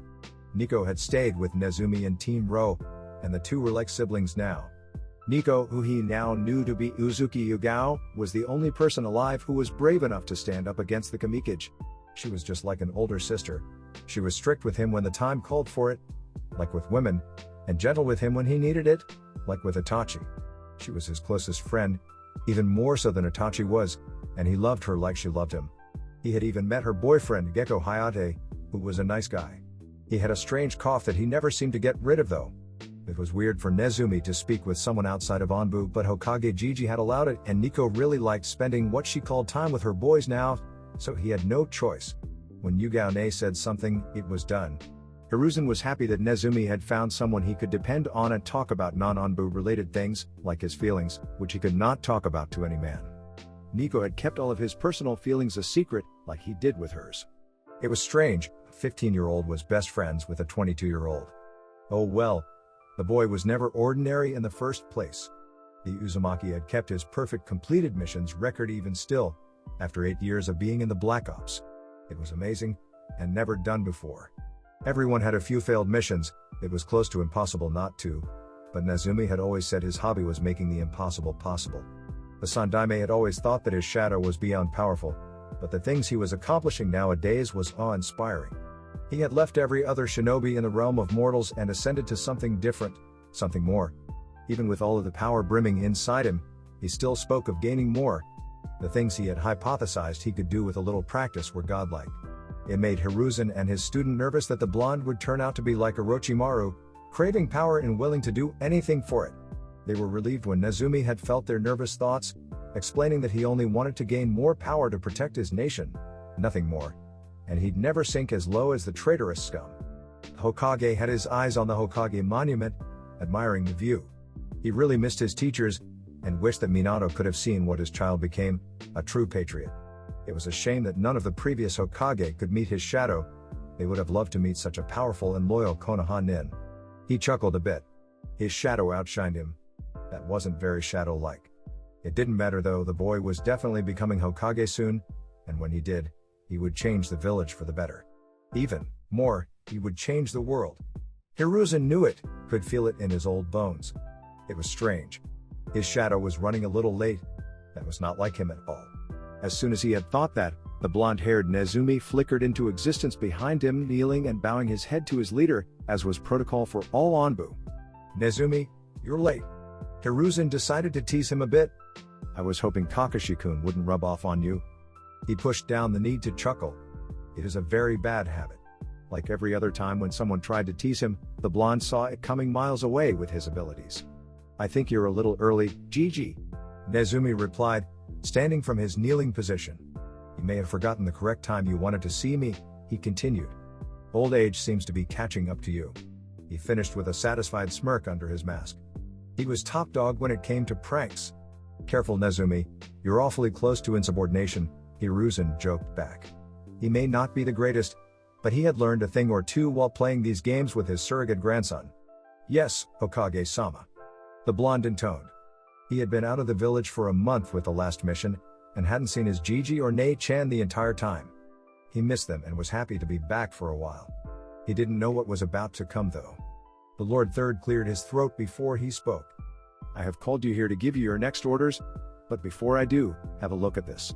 Nezumi accepted the little black book as Gigi handed him, recognizing it as a bingo book. You weren't considered a dangerous shinobi unless you had a bounty on your head in one of these little books. Page 33, he added. Nezumi turned to the correct page and read. Name Nezumi, Kamikage, bringer of hope, flee on sight. Affiliation, Kanahagakure no Sato clan, unknown family, unknown age, thought to be between the ages of 15 and 16. Height, 170.2 centimeters. Hair color, blonde. Rank, SS class. Classification, Sage, Censor, Jinchuriki. Kyubi no Kitsune. Notes, first shinobi to gain the SS class rank since Namikaze Minato. The fourth Hokage. More data required. Recommendation for approach, NA. Bounty, none has yet to be posted. If Nezumi wasn't so upset about someone having enough information on him to put him in the bingo book, he would have found his first entry into the big leagues amusing. Apparently he was the boogeyman. And the fact he had a flea on site. Order attached to him outside of wartime confused him. This has too much information for it to be an outside source, Nezumi said a little bitterly. That meant they had someone inside Konoha who had high enough clearance to have all that knowledge, giving the other nations the confidential information. My thoughts exactly. Hiruzen replied. It was much too detailed not to originate from the inside. There was even a picture of him, with his mask on, of course. And it was the very same picture he had for his top secret profile. There was a traitor amongst his forces. I understand, Hokage-sama, Nezumi said, Hiruzen not even having to say what was on his mind. Take your mask off, Nezumi. The Lord Third ordered in a hard tone. The blonde complied immediately. He knew this was necessary. His identity was compromised, even if it was only Konoha who knew it. The village knew that the child Uzumaki Naruto was the Jinchuriki of the Kyubi, and if they had a mole, it wouldn't take very long for other nations to know as well. Sarutobi took the Anbu mask. As of this moment, you are no longer a member of the Anbu. The blonde nodded. Uzumaki Naruto, you are now an official Jonin of Konoha. Report to my office first thing in the morning. Naruto nodded, and then frowned in thought. Hokage-sama, what about my living arrangements? It saddened Naruto that he had to leave the Black Ops so suddenly, but he could think about that later. Right now he had more important things to get done, like finding a place to live. He felt her before his Gigi said anything. I'm sure you'll figure it out. The god of shinobi said with a smirk. I'll see you tomorrow, Naruto-kun. He finished, and then Sunshine's body flickered away, done with what he needed to do. Yugao was in her civilian clothes, denoting her off-duty status. Nei-chan. Naruto greeted his sister figure. It's good to see you, he said happily, giving the moonflower a smile he reserved for her. He could act his age a little when in her presence, and now that he was no longer an operative, he could act any way he wanted. All Jonin were a little strange, each having something that helped them cope with the job, so he thought he might as well act a little more himself and he'd fit right in. I heard you were looking for a place to stay, Yugao said with a smile of her own. She hugged him before saying, Hayate-kun said you can stay at our place. Anbu were supposed to live only in the Black Ops HQ, but Yugao stayed in her boyfriend's apartment when she was off duty, and finally moved all of her personal things there. It was now Hayate and Yugao's apartment, and apparently Naruto was going to live there now too. He didn't mind it though. He loved Yugao and he had become good friends with Hayate. Sounds good, Naruto said as he hugged his Nei-chan back. She was one of the only people he could just be himself with. She knew all of his secrets and feelings, and he trusted her with his whole being. I need to get my things from HQ, he said. All of his stuff, what little he had, was still in the Black Ops building. Yugao shook her head. Already done, little brother, she said while leading him off somewhere. All of your personal belongings are at our place. She smiled. I had Saru help me, Naruto sighed in exasperation. Yugao had made Saru her personal slave when he lost a bet the two had made a year ago. The monkey-faced Nara should have learned that there was nothing Naruto couldn't do. For someone like him, training the daimyo's wife's demon cat Tora was a walk in the park. That damn Hellcat didn't stand a chance against the Kamikage. Of course you did. Naruto laughed. By the way, he started, looking around him in confusion. Where are we going? First, we're going home so you can change your clothes. There was her motherly feelings again. Yugao and Naruto had a brother-sister relationship, but there were times when Naruto thought Yugao felt more like a mother than anything. When she was like that, Naruto had no chance in winning an argument with the woman. Right now was one of those times. Then we're going to have some lunch with some of my friends. I can finally introduce you to everyone. She finished with a smile. Naruto smiled at his best friend. Sounds fun, he said. He didn't really care what they were doing, as long as he could spend some time with his sister then he was fine. It would be weird to do it in public though. He didn't have too much experience with this kind of thing. He really hoped her friends didn't dislike him. Not many adults liked hanging around with people his age, so he was nervous. It was ridiculous, he had completed more S-rank missions than all of the past Hokage combined, and yet he was afraid of what a couple of women thought about him. It wasn't what they thought personally, he just hoped that his sister's friends didn't mind being around him. He decided to suck it up and just be himself. There was nothing the Kamikage couldn't do. Inside the restaurant, Shashuya, Inuzuka Hana, Yuhi Kurenai, and Mitarashi Anko sat at a single table waiting for Uzuki Yugao. The Anbu woman was off duty for a few days, so they had planned to have lunch today. Their purple-haired friend had said she had someone to introduce to them, something about them finally meeting her little brother, which was weird because they thought she had no family left. Hana had already started eating her meal, not wanting to wait for Yugao. People who had met Hana thought that she was the opposite of her clan's wild reputation, but when you got to know her, the woman was exactly like her scary mother. The Chunin had been a little upset with herself. Yugao was an Anbu agent, Anko had been promoted to Jonin 2 years ago after her curse mark was removed, and Kurenai had just recently got her Jonin rank as well. Hana had gone straight into the veterinarian business right after she acquired her Chunin status, and hadn't taken on any high-risk missions that would warrant a promotion. She loved her job, she really did, but when all of her friends were higher ranked than her it was kind of annoying. Where is she?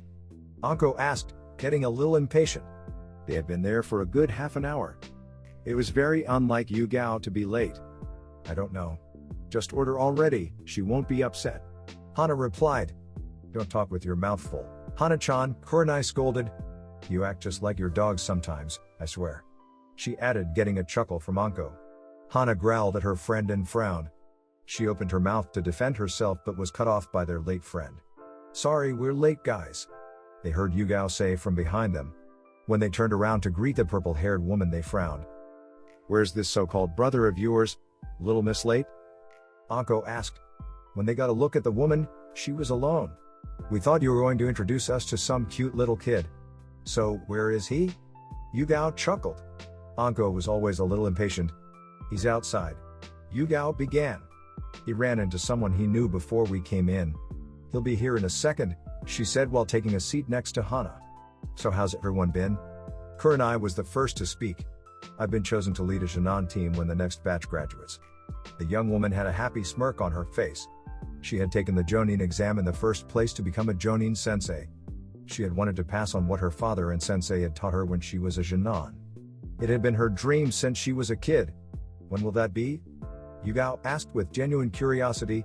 She knew her red-eyed friend wanted to be a Jonin sensei more than anything, and was happy that she was finally about to accomplish her life's dream. They graduate in 2 days and then our teams are assigned to us the day after. Kurenai answered. We get to know who's assigned to us tomorrow so we can prepare the final Jinan tests. She added.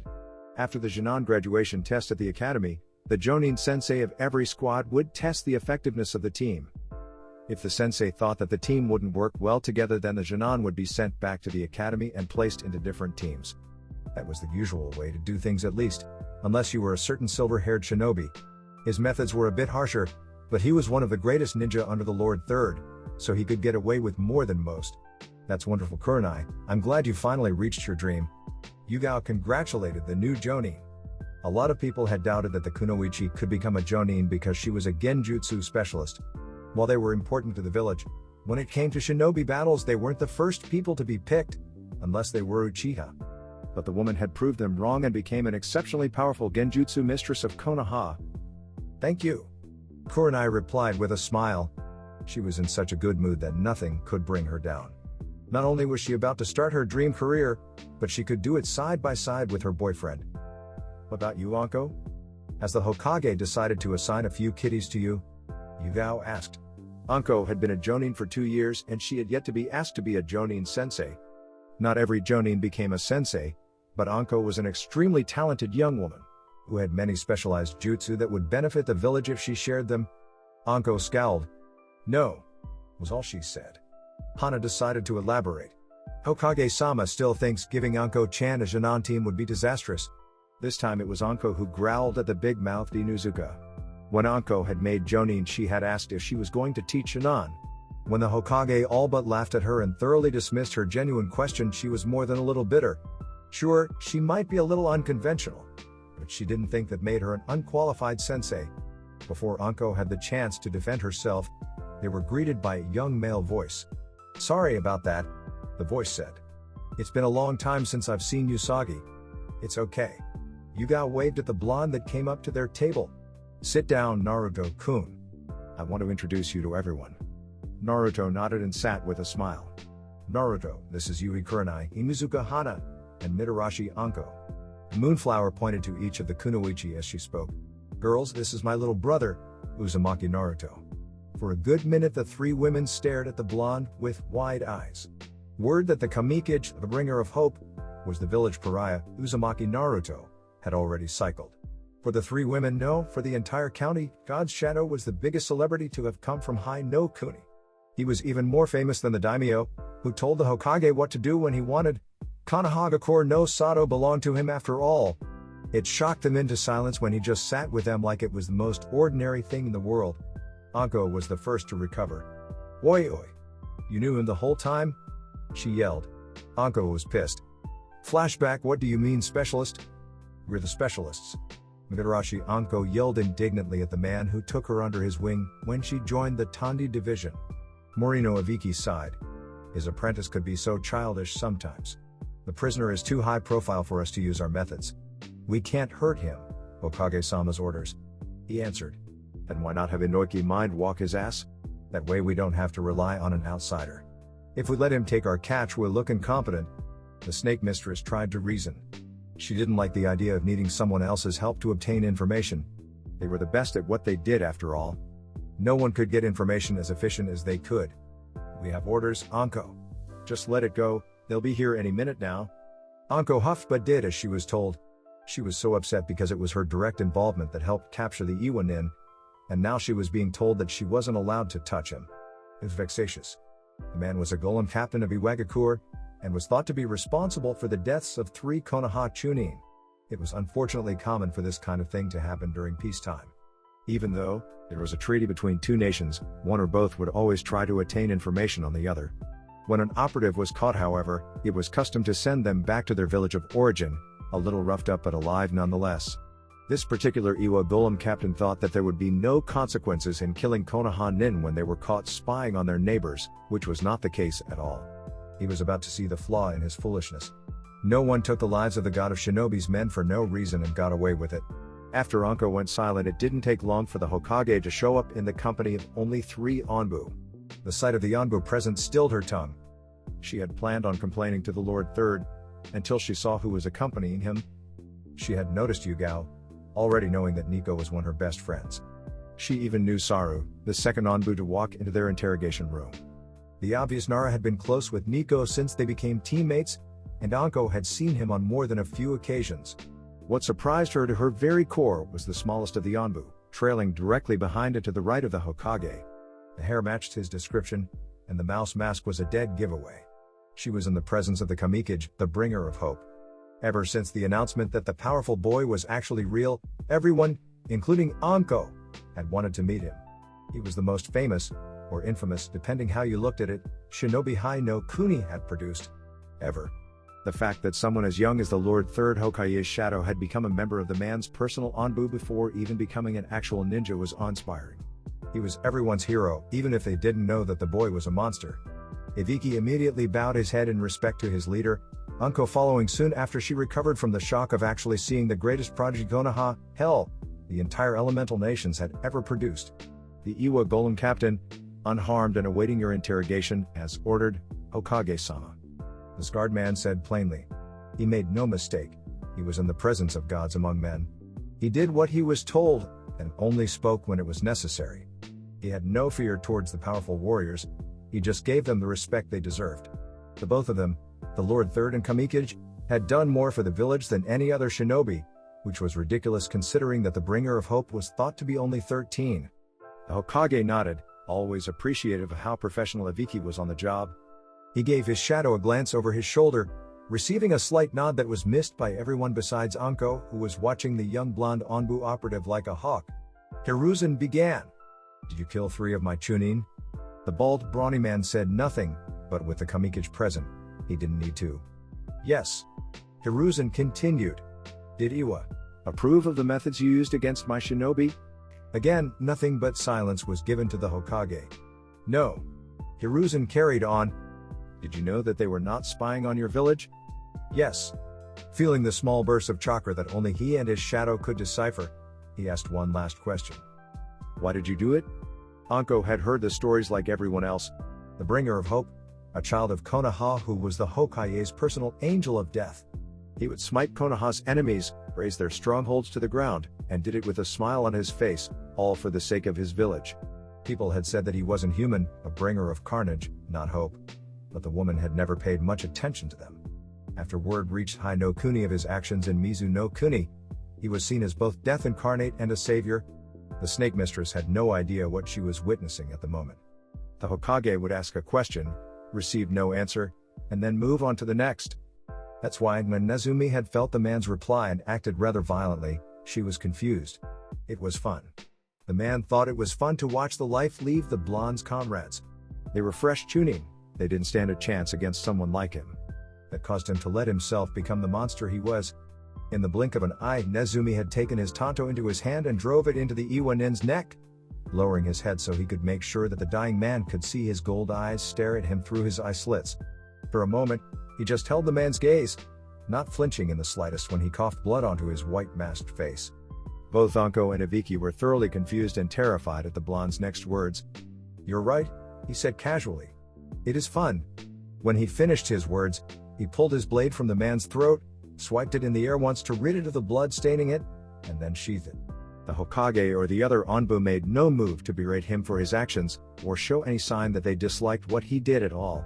For a moment, Anko just stood there, a little shocked at the boy's complete lack in regard of taking a life so brutally. Everyone knew that he hadn't died right away, he was stabbed just so that he suffered through it for a few seconds.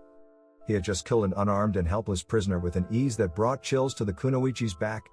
They had no way of knowing that that was the whole point. The 3 chunin the man had killed were helpless against him, unable to stand a chance. They lost their lives just as helpless as he. An eye for an eye was not always the best policy, but it seemed to be appropriate in this particular situation. Usually Onbu were supposed to kill themselves upon capture, but thanks to Anko's quick thinking they had subdued the man perfectly. He was unconscious and had 2 chakra suppression seals on him before he even knew that he was being attacked. In her mind, she had a hand in ending the man's life so horribly.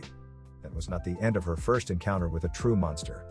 What came next would change her life forever. The Nezumi masked boy turned to the special Jonin, looking her over. She involuntarily gulped in fear that she had somehow offended him in some way. She didn't think he would hurt a fellow loyal Konoha nin, but she remembered that a few people still didn't trust her for being a traitor student and was praying that he was not one of them.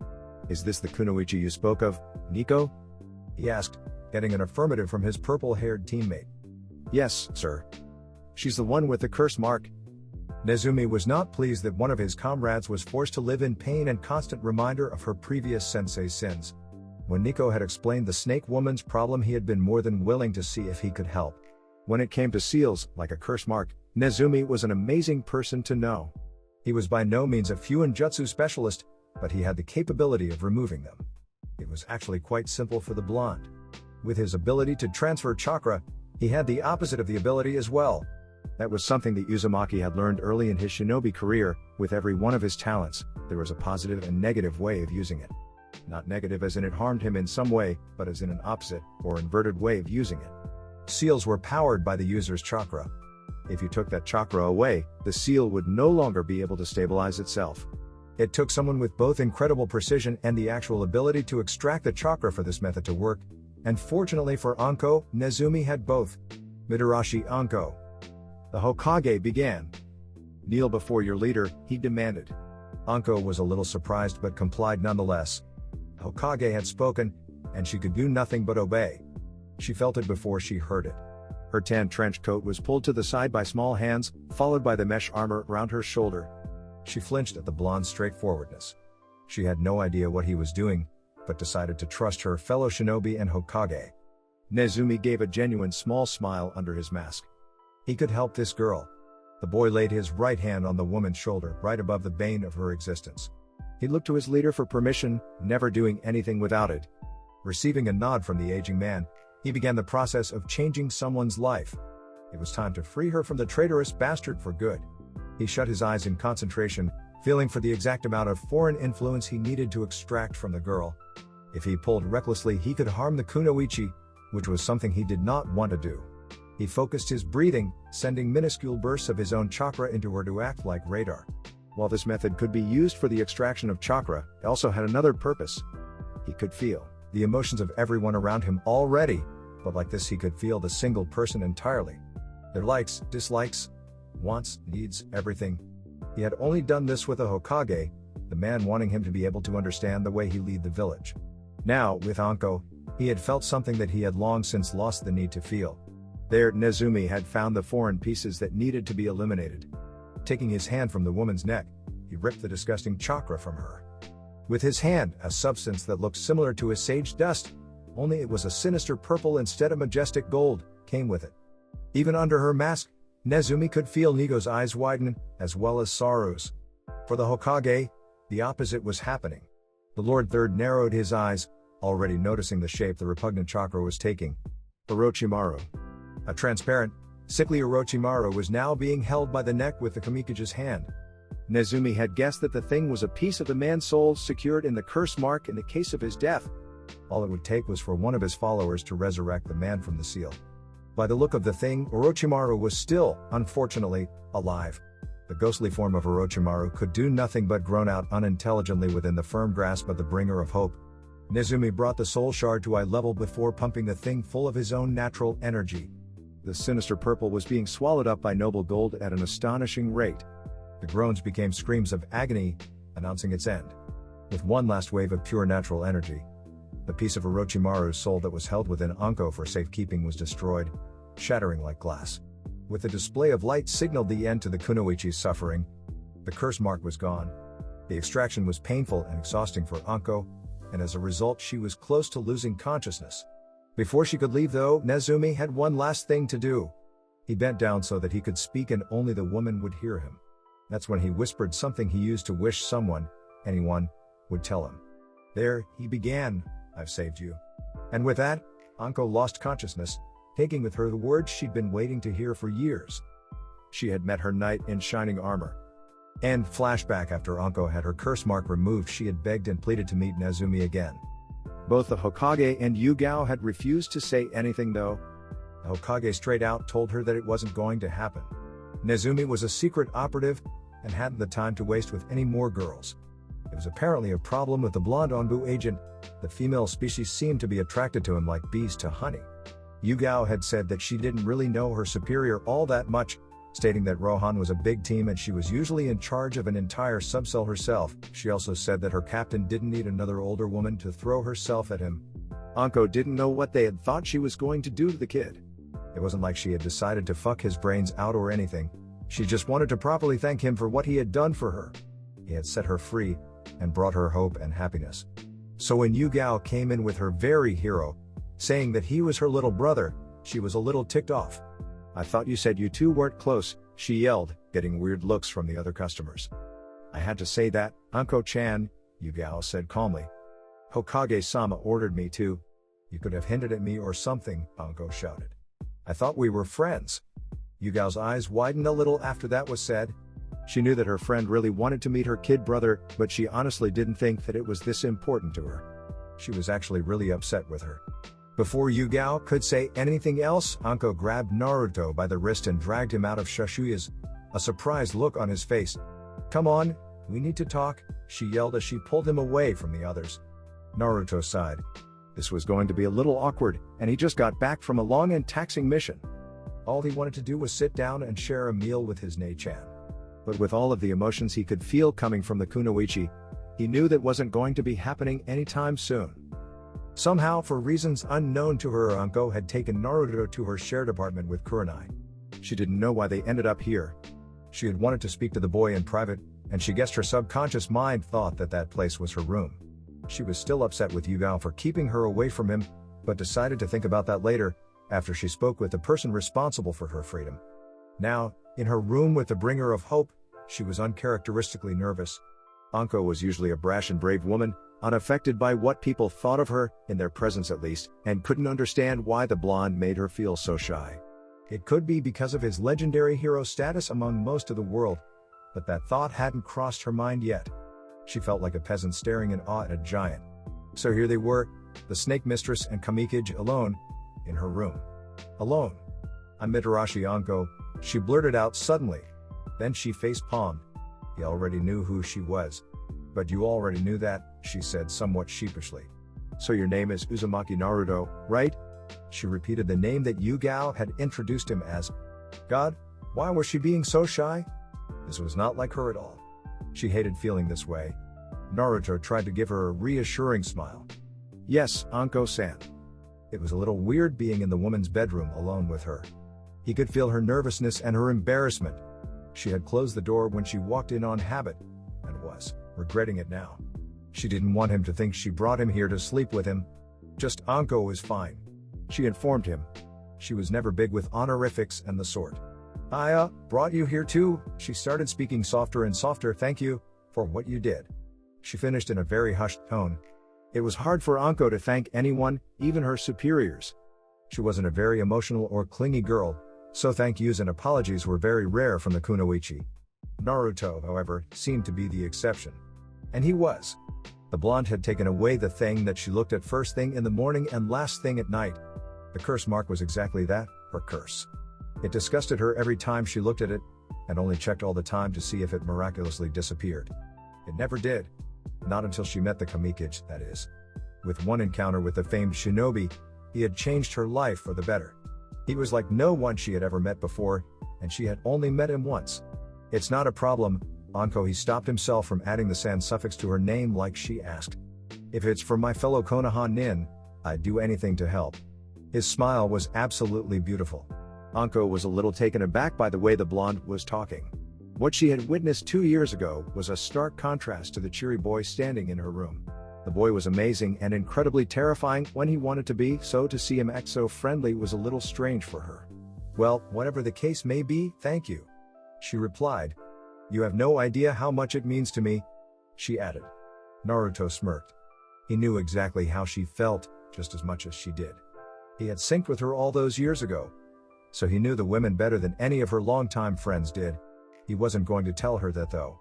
Most people found his ability to perfectly understand them somewhat creepy. They felt like he was invading their personal privacy, which, in a sense, he was. He never used their feelings against them though, and never brought them up. Ever. Still, even some of the people on his team found it a little weird, and at times annoying. They could never get anything past him. "You're welcome," he finally said. He didn't really see it as something he needed to be thanked for though. It was a simple procedure. Yeah, he might be the only person alive who could do it with such ease, but it was still simple nonetheless, to him at least. But for the kunoichi's sake, he accepted the compliment. He knew how hard it was for the woman to thank people, and it showed how much it meant to her when she did. "Is that the only thing you needed, Anko?" he asked. They were still just standing in her room. Anko bit her lip and thought.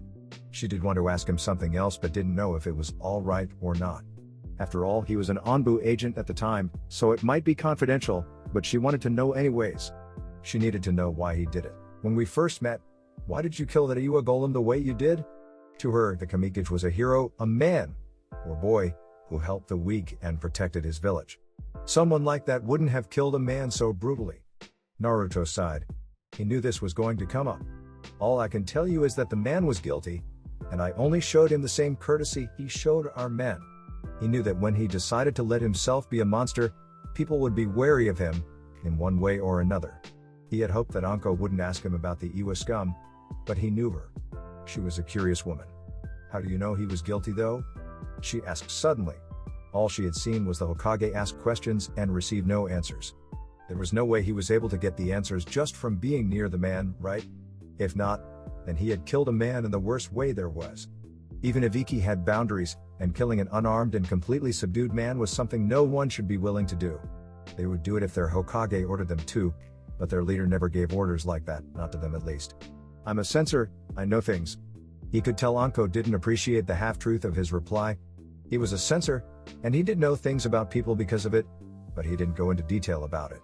Which is what the woman wanted. I just don't know why someone like you, a hero, would do that to someone, she said. It really didn't make sense to her. He was the person to set an entire country free from its oppressor, and had, supposedly, asked for nothing but a healthy alliance between the two nations in return. Naruto gave the woman a sad smile, which shocked her a little. He then turned to the door and opened it. Before he walked out, he told her the most truthful thing he'd ever say to her. I've never claimed to be a hero. As he was walking out, she caught the last part of his sentence. What I am is a monster. And with that, Naruto left the woman alone with her thoughts. And they were many. After his little chat with Anko, which he was a little confused with because they really didn't need to be in her bedroom for it, Naruto decided to make his way back to his new home. He had recently discovered something about his sage dust technique that, if he was able to harness it properly, would put him into a place in which the eye could not see. He was already years ahead of other shinobi when it came to destructive power, but with what he thought his newfound abilities might do when he ascertained them would send him even further. He needed power, not want, so that he could protect his people. The downside about it though was how difficult it was. He was able to learn everything he picked up with such ease and speed that he was a little unprepared to deal with the annoyance of patient learning. Even he couldn't understand what he was trying to accomplish, and that was infuriating. When he arrived, he went straight to his room, already aware that he was the only person in the apartment. He had briefly wondered if Yugao was still at the restaurant with the others and if she would be upset if he didn't return. She most likely wouldn't be. It was the being alone with Anko part that might make her angry. They hadn't done anything, but Naruto could feel Yugao's mind. She had thought that was exactly what was going to happen when they left. Honestly, did his Nei-chan think he was some kind of man whore? He had only been close with one woman his entire life and she just happened to be older than him. Sure, there were other girls after Mei that fancied him as more than a friend, but he had never been close with any of them. His sister was a little overprotective when it came to females, and she really didn't have a need to be. He had turned down sex from a beautiful and powerful Kage for crying out loud. He thought she'd understand that he wasn't only interested in casual and meaningless pleasure. He decided to forget about his Nei-chan's mission to preserve his virginity and bring his mind back to where it was supposed to be. His sage dust techniques were devastating when used offensively, which was why he liked them so much. But lately, he thought it was possible to do more than just kill with them. It was only speculation, but he had learned that he was capable of anything when he put his mind to it. And there was his conclusion that with every one of his unique gifts, there was a different way of using them. He knew he was missing something every time he used his Senin abilities, and he had recently decided that it was time to look into it. Usually, he would be more than excited to develop new forms of Senjutsu, but with the difficulty in which it was to even contemplate what he thought may be possible, was less than appealing. It was like the word you can't remember that's on the tip of your tongue, except in his case the word didn't exist yet, so his frustration was understandable. He had even resorted to asking his inner demon for a few pointers. That had turned out to be a waste of time. Even the great and powerful Kyubi no Kitsune was totally lost when it came to his complex and ridiculously exclusive innate talents. The powerful fox had lived for thousands of years and he had never heard of anyone, not even the Rikudo Sennin himself, who could manipulate natural energy with the same skill as the young Uzumaki.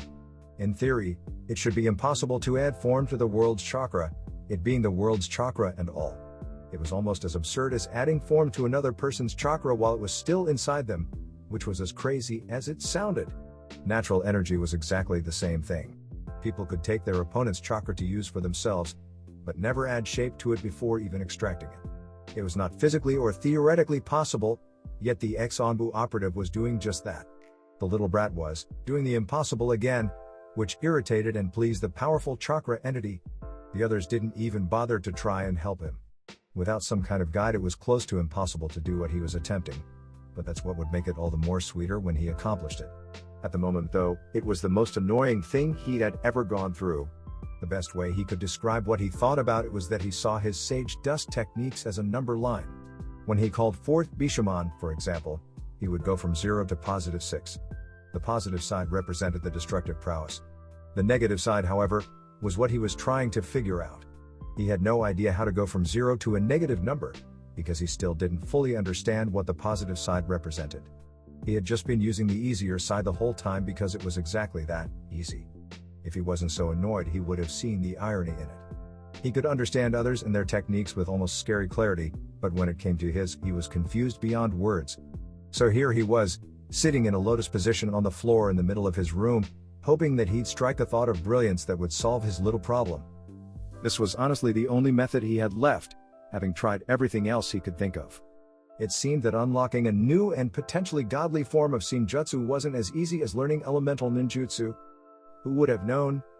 He had thought that if he sat and poured every ounce of his concentration in it, he'd eventually figure the secret behind natural energy that he had yet to discover. It would be incredibly difficult, but he was determined to acquire it. It was important to him, even more so now that he was no longer in the Onbu. Becoming a Jonin meant that he would have to step up his game if he wanted to keep everyone safe. Other shinobi weren't all like Onbu agents. They didn't automatically know what to do in any and all situations. Jonin were a little easier to deal with because if they had gained the rank, then they did know what to do in most situations, and could, for the most part, take care of themselves. It was the Jonin and Chunin that Naruto was worried about. Now that he was a regular Jonin, well, not exactly regular, he'd have to lead teams of the lower-ranked ninja of the village. That meant that he was responsible for teaching them the right way of doing something and keeping them alive. He'd lead multiple Onbu into suicide missions and came out unscathed, but that was with extremely well-trained men and women, not green shinobi. He considered Chunin green as well, the rank given to those who had little more experience than the low-ranking Jonin. It was harsh, but the truth nonetheless. In all honesty, Naruto was nervous. He had never lost a teammate, besides Itachi, who was taken from him not lost, and didn't ever wish to. With non-Onbu shinobi, it would increase the likeliness of that fear. Finally, something the godchild was afraid of. Sighing in annoyance, he stood from his position on the floor, unable, again, to accomplish anything. He really disliked not being able to do something he wanted. Was this how everyone else felt? That thought actually brought a smile to his face. He had found something that made him normal, irritation due to his inability to complete a task. He was finally like regular people. Flawed. He stretched his back, receiving a grateful pop in return, and headed for the kitchen. He had been meditating for a good hour and he still hadn't eaten anything. When he got to the living room, he felt a presence at the door. He hadn't thanked Hayate for allowing him to live with the two of them for the time being yet. When the brown-haired Tokubutsu Jonin entered his apartment, he was greeted by his newest houseguest. Hayate-san. Naruto greeted politely. He had always showed the man respect for being so good to his sister. When he had first met the man, he had checked him thoroughly for any questionable intentions. When he found nothing but genuine love for the kunoichi, he was more than willing to give him a chance. Yugao really loved him as well, so he owed it to her to try and forge a friendship with her lover, which he had. Naruto and Hayate were as close as a little brother could be with his older sister's boyfriend. Naruto-san, you're already back from your mission? Hayate asked. He had thought it would be a few more days until he got to see the blonde again. I guess that means you know what Hokage-sama has ordered then, he said somewhat cautiously. He didn't want to accidentally tell the boy something that he didn't know yet, but him being in his apartment meant that he most likely knew already. Yeah. I got back a few hours ago. The blonde replied. Hokage Gigi told me right when I returned. Let it be known that Sarutobi Hiruzen was not a procrastinator. Hayate gave Naruto a small smile, followed by a cough as he joined him in the kitchen. I saw your entry in the bingo book. The things his girlfriend's surrogate little brother accomplished always amazed the ever-coughing shinobi. That was an awful lot of information, don't you think? He asked. Naruto clenched his fists. Yeah, too much. He replied. He knew that Hayate was an intelligent man, so for him to think something was up wasn't much of a surprise to him. Does the Hokage think it was a traitor? He asked curiously, followed by another short cough. Naruto knew that he could speak with Hayate a little more openly than others. He was a good and loyal Konoha nin, and had the trust of his most precious person. It must be. the Uzumaki informed. Most of that information was classified as Hokage eyes only. The other half required a high level of clearance to attain. If it wasn't a traitor, then someone out there is a better spy than Jiraiya-sensei. Hayate chuckled at that statement. There was no one better at what Jiraiya did except maybe Naruto himself. That had left only one conclusion. So yes, we have a traitor amongst us. Naruto was angry for being betrayed by a fellow Konoha nin, but most of all he was hurt. He had spent the bulk of his young life fighting for his people. For one of them to do something like this brought pain to his heart. His people were his everything. Without them, he would be lost. Hayate sighed. He noticed his soon-to-be brother-in-law's hurt and angry expression. It was not often that someone was able to see the real Naruto. He was usually a wise and powerful shinobi, but if you were someone he considered close, then you were privileged with getting to see underneath his monster persona. Hayate took a second to feel honored that the Namikaze was comfortable enough with him to show him his other side. Enough with this traitor talk, the brown-haired man declared. Are you hungry? Naruto appreciated the change in topic, and opened his mouth to speak, but was cut off by the sound of his stomach growling. Naruto rubbed the back of his neck and looked sheepish. Yeah, I guess I am. The two shinobi were quiet for a moment before they burst into laughter. Even in difficult times, one could always find an escape in a friend. When Yugao got home that night, she was welcomed with the sight of her two favorite men eating dinner together, talking with one another like they were great friends, just the way she liked it. She decided she could wait and interrogate Naruto about what happened after he left Shushuya's with Anko later. Now was the time to relax and forget about all of their worries. Naruto was tired. After their family-like meal together, Yugao had taken Naruto into his room and proceeded to question him on his day's events after leaving with Anko. He'd been a little annoyed but complied nonetheless. His Nei-chan was someone important to him, so if he had to deal with her overbearing protection of his innocence which was the most absurd thing he had ever heard come from her mouth, seeing as it was too late in most meanings of the word, then he would. He was still very much a virgin, but innocent was the last thing he'd call himself. It had taken him an entire half hour of explaining his slightly awkward conversation with the snake mistress, and then another 2 hours convincing the woman that he had in no way, shape, or form had any kind of intimate relations with her friend. He honestly began to think that it would be better if he actually did take up some of the women's offers to mess around with them if Yugao wouldn't believe him when he actually did nothing. It wouldn't be as annoying and he would at least get something out of it instead of suffering through the extended interrogations for doing nothing wrong. It wouldn't be wrong in the first place, but that was a moot point apparently. He had woken up after getting only a few hours of sleep and immediately dressed himself in his new Jonin gear. Gone was his Onbu uniform and in its place was a standard Konoha Jonin flak jacket over a long-sleeved black shirt, the right sleeve being completely burnt orange. He wore black shinobi pants and sandals, with a black-clothed Konoha Hitai 8. He was never able to wear his forehead protector much when he was a member of the zoo, which he had stopped calling the Corps years ago, and he was excited to start. Representing his village felt good. He was by no means awake, but at least it wasn't all bad. He had made it to the Hokage Tower and started to make his way up the stairs to his Jiji's office. He was aware of all the surprised looks he had gotten while he walked from his home to the leader's place of command. Even the people in the tower looked at him strangely, which was weird for him since they acted like this was the first time he had entered the building, which as Naruto, it was. He could feel their minds clearly. Apparently word of Uzumaki Naruto being Nezumi the Namikaze had spread faster than he thought it would. It just reminded him of how annoyed he was at being betrayed. Naruto reached for the door but paused before he entered. He could feel the minds of the people inside. Hiruzen was annoyed, and a little upset. The majority of the others in the Hokage's office were not happy. Most of them had feelings of disgust. And some were even angry at Hiruzen himself. Naruto didn't like that at all. His Jiji was to be respected at all times. Failure to show that respect automatically made the sinner an enemy of the bringer of hope. He steeled himself and opened the door, causing all eyes to gravitate to him. If he was a lesser man he would have been incredibly nervous. He just so happened to be the most powerful shinobi in Konoha though, and right now he had the feeling that he needed to show it. The blonde walked right past the irritated crowd and stood to the right of Hiruzen, where he deserved to be. Hokage-sama. He greeted formally, deciding to show the others how one should properly treat the god of shinobi. He wanted the world to know that his Jiji was still a powerful Kage, and having the famous bringer of hope bow to him was a great way to show it. He never really enjoyed using his popularity all that much, but for his Hokage, he would do anything. There was never a task too difficult for him. When the Lord Third spoke, his words were absolute. Naruto-kun. Hiruzen began, making sure to express his thankfulness at the obvious show of loyalty and respect through his feelings. Just the person we were talking about. It was painfully clear that he was the discussion in the now very cramped room. He just didn't know what it was they were speaking about. I see. Naruto replied. And what would that be about? He asked. He had a feeling that this might happen, just not so soon. The minds of the ninja present told him all he needed to know. The Hokage lit his tobacco pipe before he answered. The accumulated Jonin do not believe you to be former Anbu operative Nezumi, and have expressed their feelings of you being incompetent. Naruto could feel his surrogate grandfather's amusement. Apparently the aged warrior felt it was just as funny as he did. Ah, I see. The blonde replied. Why is that? He directed his question to the shinobi instead of his leader.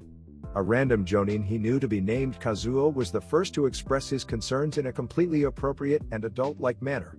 Because there's no way a brat like you could be the bringer of hope, that's why. Demon boy. Like he said, completely professional. The man was extremely lucky that he was a loyal Konoha nin, because if he wasn't, he would no longer take breath from this world. It was strange because most of the shinobi force knew that he was not the Kyuubi and didn't want to purposely treat him like garbage. To be among so many who felt he was nothing but a puppet for a supposed demon was a little disheartening. 1. I am the Jinchuriki of the Kyuubi no Kitsune, which is in my bingo book entry. Naruto began. 2. I matched the description of Nezumi perfectly. This really was a waste of his time. 3. Demon is not a suitable word to describe me. The correct term you're looking for is monster. He disliked ignorant people with all of his being. 4. Hokage Kakashi, a respected Jonin who's about to enter the room, can vouch that I am in fact who I say I am. Everyone decided to turn to the door, and sure enough, the aforementioned silver-haired man walked through, late as usual, little orange book in hand. As he entered the room, he stopped before he made it to his favorite spot to look at everyone staring at him. Yo! He greeted coolly. It irritated most present that he barely lifted his eyes from his smut long enough to say the single word hello. The man was shameless. Hatake, Kazuo shouted, getting the attention of the famed Sharingan no Kakashi. Is this Uzumaki Naruto really the bringer of hope? He asked. It was clear that the man was not a fan of the blondes.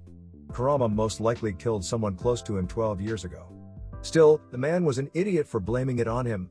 Kakashi gave the man an eye smile only he was capable of giving. Yep. Naruto-kun is Nezumi Kohai. Why do you even have to ask? It was kind of pointless after all. The Hokage had said as much, that should have been enough. Do you doubt the Lord Hokage, Kazuo-san? He asked in a polite but somehow threatening way. Kakashi was right behind Naruto in being the most loyal shinobi in the village. I know, of course not. He tried to say quickly. It's just really hard to believe. Perhaps a demonstration is required. Hiruzen suggested. Naruto smirked. This sounded like fun. What did you have in mind, Hokage-sama? The Uzumaki asked. He had hoped that his Jiji would give him the chance to prove himself in front of everyone. Without something mind-blowing to showcase his abilities, he would never be accepted as a Jonin of Konoha, Kamikage or not.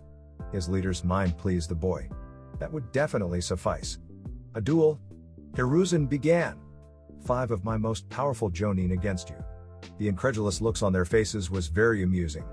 Their thoughts were equally as funny. They thought that was unfair. Anyo, Hokage-sama. A kunoichi named Mitsu asked for permission to speak. Hiruzen gave it to her. That sounds a little unfair. Oh, the benefits of being underestimated. At least the woman wasn't some obnoxious ignorant fool with a Kyuubi vendetta. I'm glad you brought that up, Mitsu-chan. The Sandaime took another drag from his pipe. It would indeed be unfair. Here, he gave a smirk that made Naruto proud to be under his command. So I have decided that Naruto-kun will take them on all at once. Their disbelief was palpable, blindfolded. What the hell was the Hokage thinking? And with both hands tied behind his back, he continued. That should make it a little fairer, don't you think? Naruto-kun. As you wish, Hokage-sama. He replied. Without all of the handicaps it would indeed be unfair. For the 5 Jonin. You can't be serious, Hokage-sama, Kazuo yelled, earning a death glare from Naruto. I am, and that is the end of it. He announced in his powerful Hokage voice. Naruto was always telling him that he needed to use it more so he could show the people who doubted his ability to lead that he was still the man who had protected Konoha for many, many years. The duel will begin in an hour at the stadium. With that said, the Hokage dismissed everyone. including Naruto, to get ready for Uzumaki Naruto's debut into the Jonin ranks. Hatake Kakashi, Itarashi Anko, Mito Gai, Sarutobi Asuma, and Yuhi Kurenai stood side by side in Konoha Stadium, waiting for their opponent to arrive. They had all been summoned to the Hokage's office an hour ago.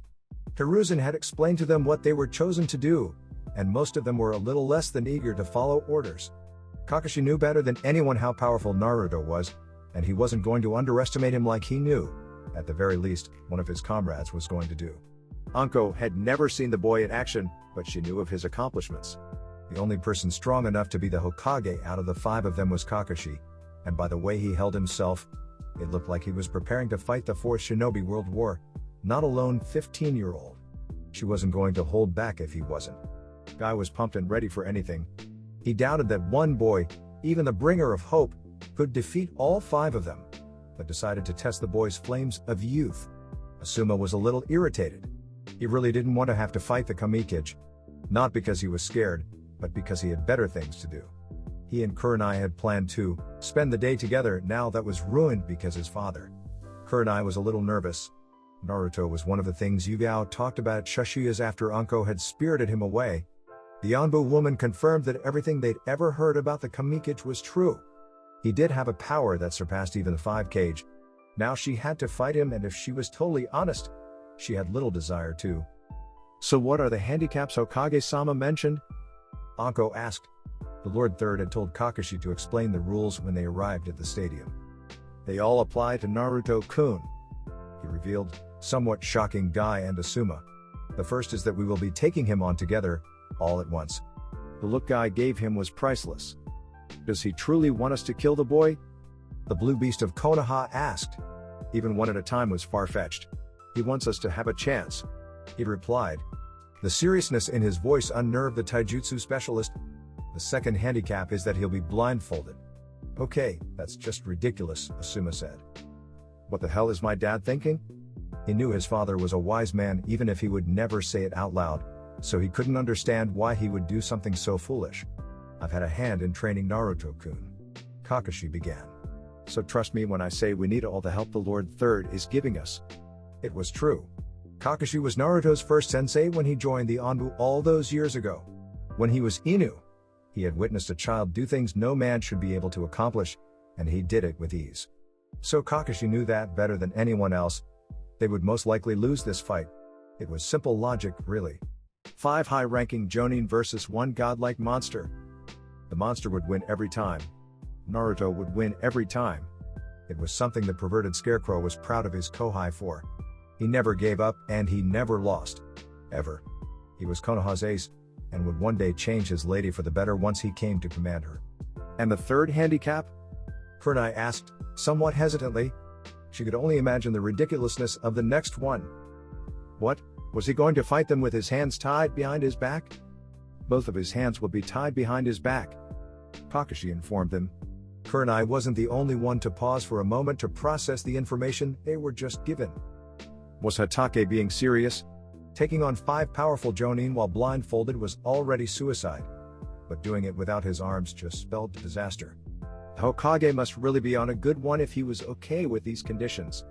Kakashi was the only one to know that it was the Hokage who made them. Anko was internally torn. She had always wanted to see the bringer of hope in action, and she was about to get the chance to see it right now.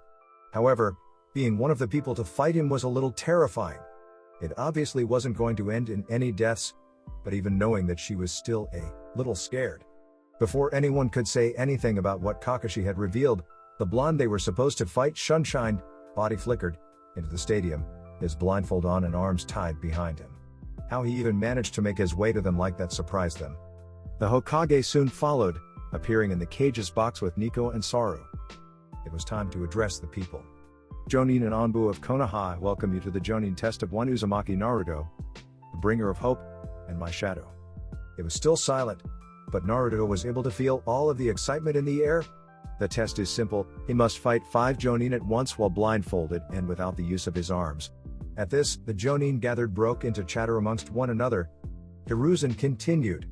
If Uzumaki Naruto wins, he will be an official Jonin of Konohagakure no Sato. If he loses, he will be made a Jonin. The Hokage took his seat. You may begin. Kazuo took this time to put the blonde down. Everyone that has shown up has come to watch real Jonin fight. He started, but it doesn't look like anyone showed up to support you. The man had no idea who he was talking to. It was time to show him who he was. My supporters are just a little more secretive, is all, Naruto said with a smirk on his face. He felt the man's confusion, so he decided to show him instead of explaining it. Comrades, he shouted. Make yourselves known. With that one order, the hundreds of Anbu who had spread throughout the stadium exited the shadows, covering most of the giant arena's inside walls. Kazuo's eyes widened and the shock he felt was easy to spot. Well, what the hell? The Jonin stuttered out. There was more Anbu present at this moment than anyone had ever seen congregate in one spot ever. Naruto stared right into Kazuo's eyes from beneath the blindfold as he next spoke. Anbu, were you here to see? There was a moment of silence before the entirety of the gathered zoo, including Nico and Saru, answered as one. Nezumi Teiko.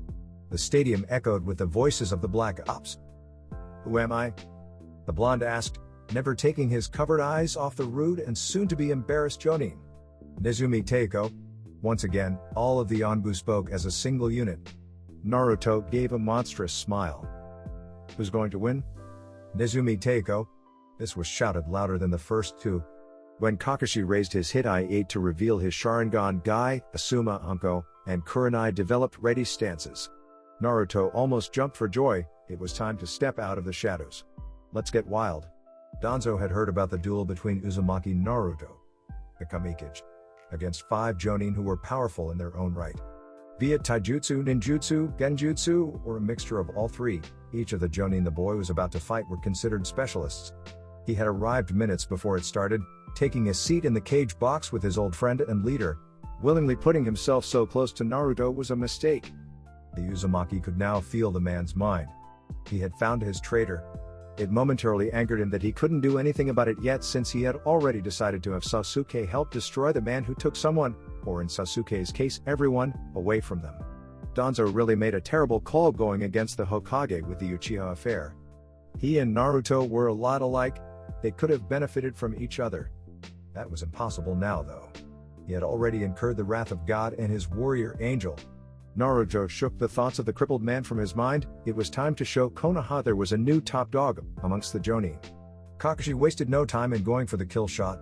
The moment the Hokage had told them to start, he had went through the required hand seals to create his one original technique. The sound of thousands of chirping birds rang out in the stadium. Guy had been disappointed in his longtime rival when he saw the assassination technique come to life.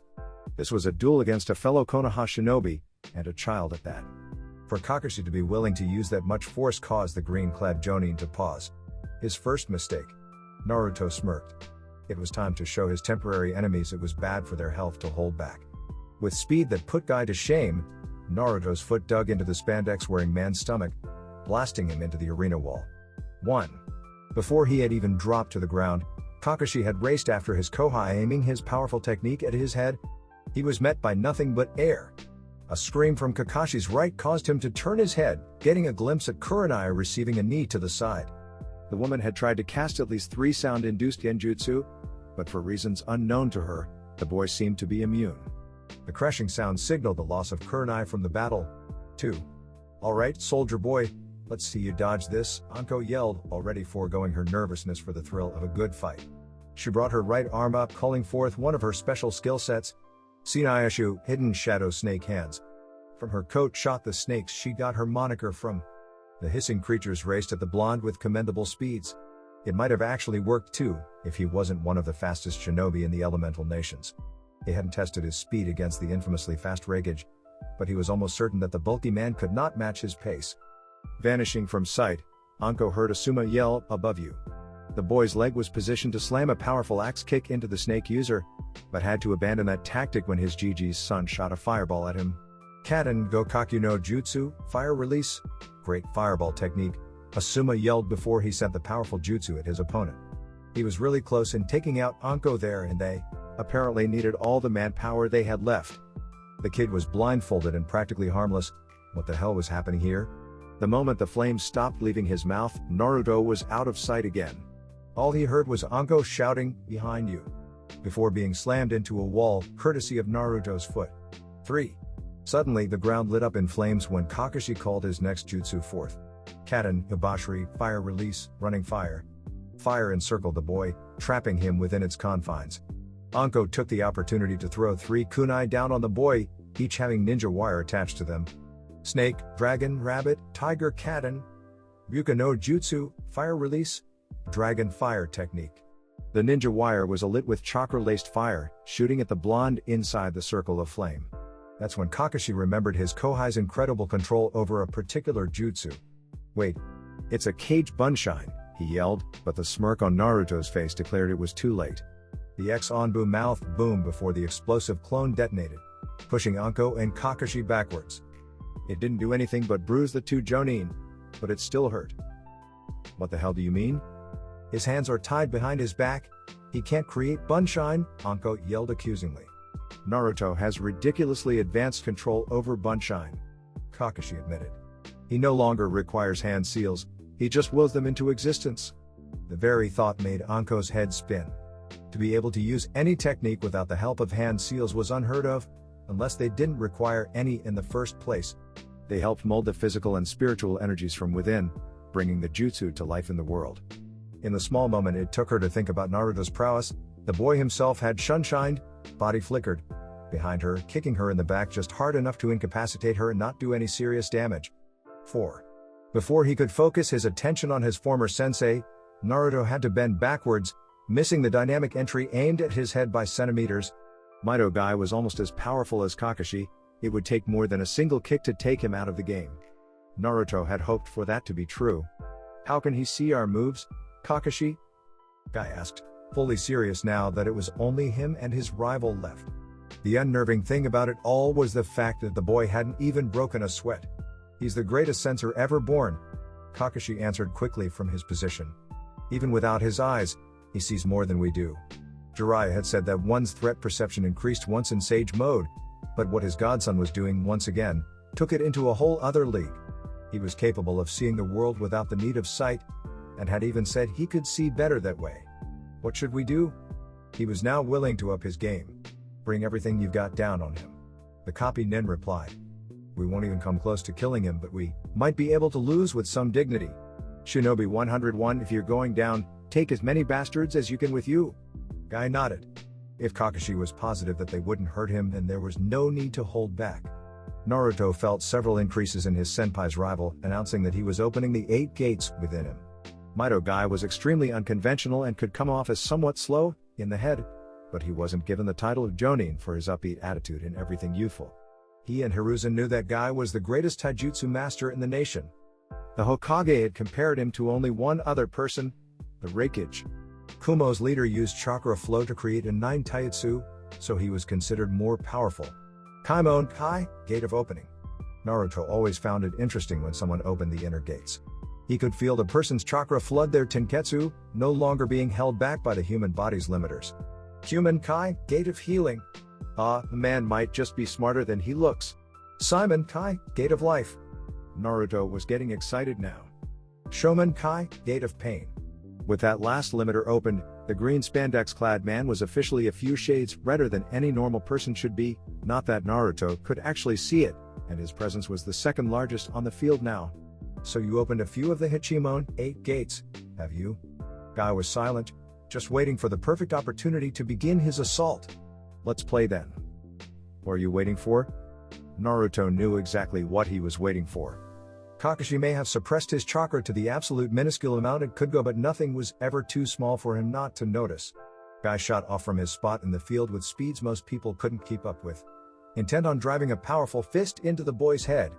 His fist got so close he felt the blonde's breath. When he thought he had him, Naruto jumped into the air, allowing Kakashi to drive his Raikiri at him. Guy had planned on it missing and was positioned so that he could jump at the boy to meet his rival for a combination attack. Naruto was impressed, their teamwork was amazing. When no words needed to be spoken, that meant the team was truly powerful. There were a few ways how he could handle this seemingly inescapable position, but decided to give one of his newer, more amusing skills a go. He had been given a Hyuga who didn't have a stick up her ass for Team Ro a year ago, and after they became friends, Uma had taught him the Hyuga way of projecting chakra from various places. After a few hours messing around with the idea, He had come up with one of the coolest things he'd ever created. An enhanced fist from Guy and a lightning cutter from Kakashi were seconds away from impaling the boy when he opened his mouth. Kakashi's Sharingan picked up the small details the rest of the world overlooked, and was able to see his Kohai's tongue touching the roof of his mouth. Great, he was going to take the win and their dignity from them with this one. Naruto clicked his tongue, the pent-up natural energy he forced there exploding, causing a powerful blast that sent the two Jonin flying into the walls of the stadium, officially ending the duel. 5. Naruto had, for the past 3 years, been creating strange and new ways to use his powers. Many shinobi were forced to retire when they lost a limb, and the blonde wanted to have a backup plan just in case he was crippled. Now, 3 years later, Naruto could kill a man in so many unique and unheard of ways that it was almost freaky. The blast of natural energy from his tongue just now was on a scaled-down level. Used at full strength, it had the ability to both repel attacks and cripple multiple targets, indefinitely. It was his answer to the Hyuga main branch's Haki Shokaiden, 8 trigrams palms revolving heaven. Uma was impressed when he showed her the technique, and a little envious that he was able to create a better version of the Hyuga's self-proclaimed ultimate defense in only a few hours, when it took her 3 months to learn the original. The Jonin who had showed up to watch stayed silent, unable to understand what they had just seen. The Uzumaki had taken out 5 of Konoha's most famous Jonin, and he did it severely handicapped. The legend of the Namikaze was no longer just a myth. It was a little scary that he was just as the story said, invincible, or so it seemed. The Anbu stayed silent as well, but not because they were shocked, but because they knew the outcome before the test even started. Anbu had undying loyalty and respect for their former captain, and even though he was no longer with the Corps, he'd always be able to command them, just like with Inu Teiko. They were the greatest Anbu operatives ever, and they would be shown the proper respect by all Anbu, future and past. Once an Anbu, always an Anbu, and Naruto could feel this in them. The entire Black Ops division was forever and always his family. His bindings were cast aside, and the blindfold taken off. He took in a deep breath before he began. My name is Uzumaki Naruto. The men and women paid close attention. I've been called the bringer of hope, a Namikaze, a hero, here he smirked, a monster. Some of the shinobi gave a dry chuckle at that one. But there is no reason to treat me like a demon. I have full control of my Baiju. It is no longer a threat to Konoha. I know many of you lost loved ones to the Kyuubi, but instead of trying to take your emotional anguish out on me, you all should be helping me use the creature to help Konoha. He knew that the Baiju were misunderstood, and because of that, were imprisoned, but he needed to play off the emotions of the crowd. Revealing he had made the Kyuubi no Kitsune his friend would be counterproductive. I serve the Hokage. I've defended our village from the shadows for 8 years. The blonde continued. I would happily die for our home, as I know all of you would.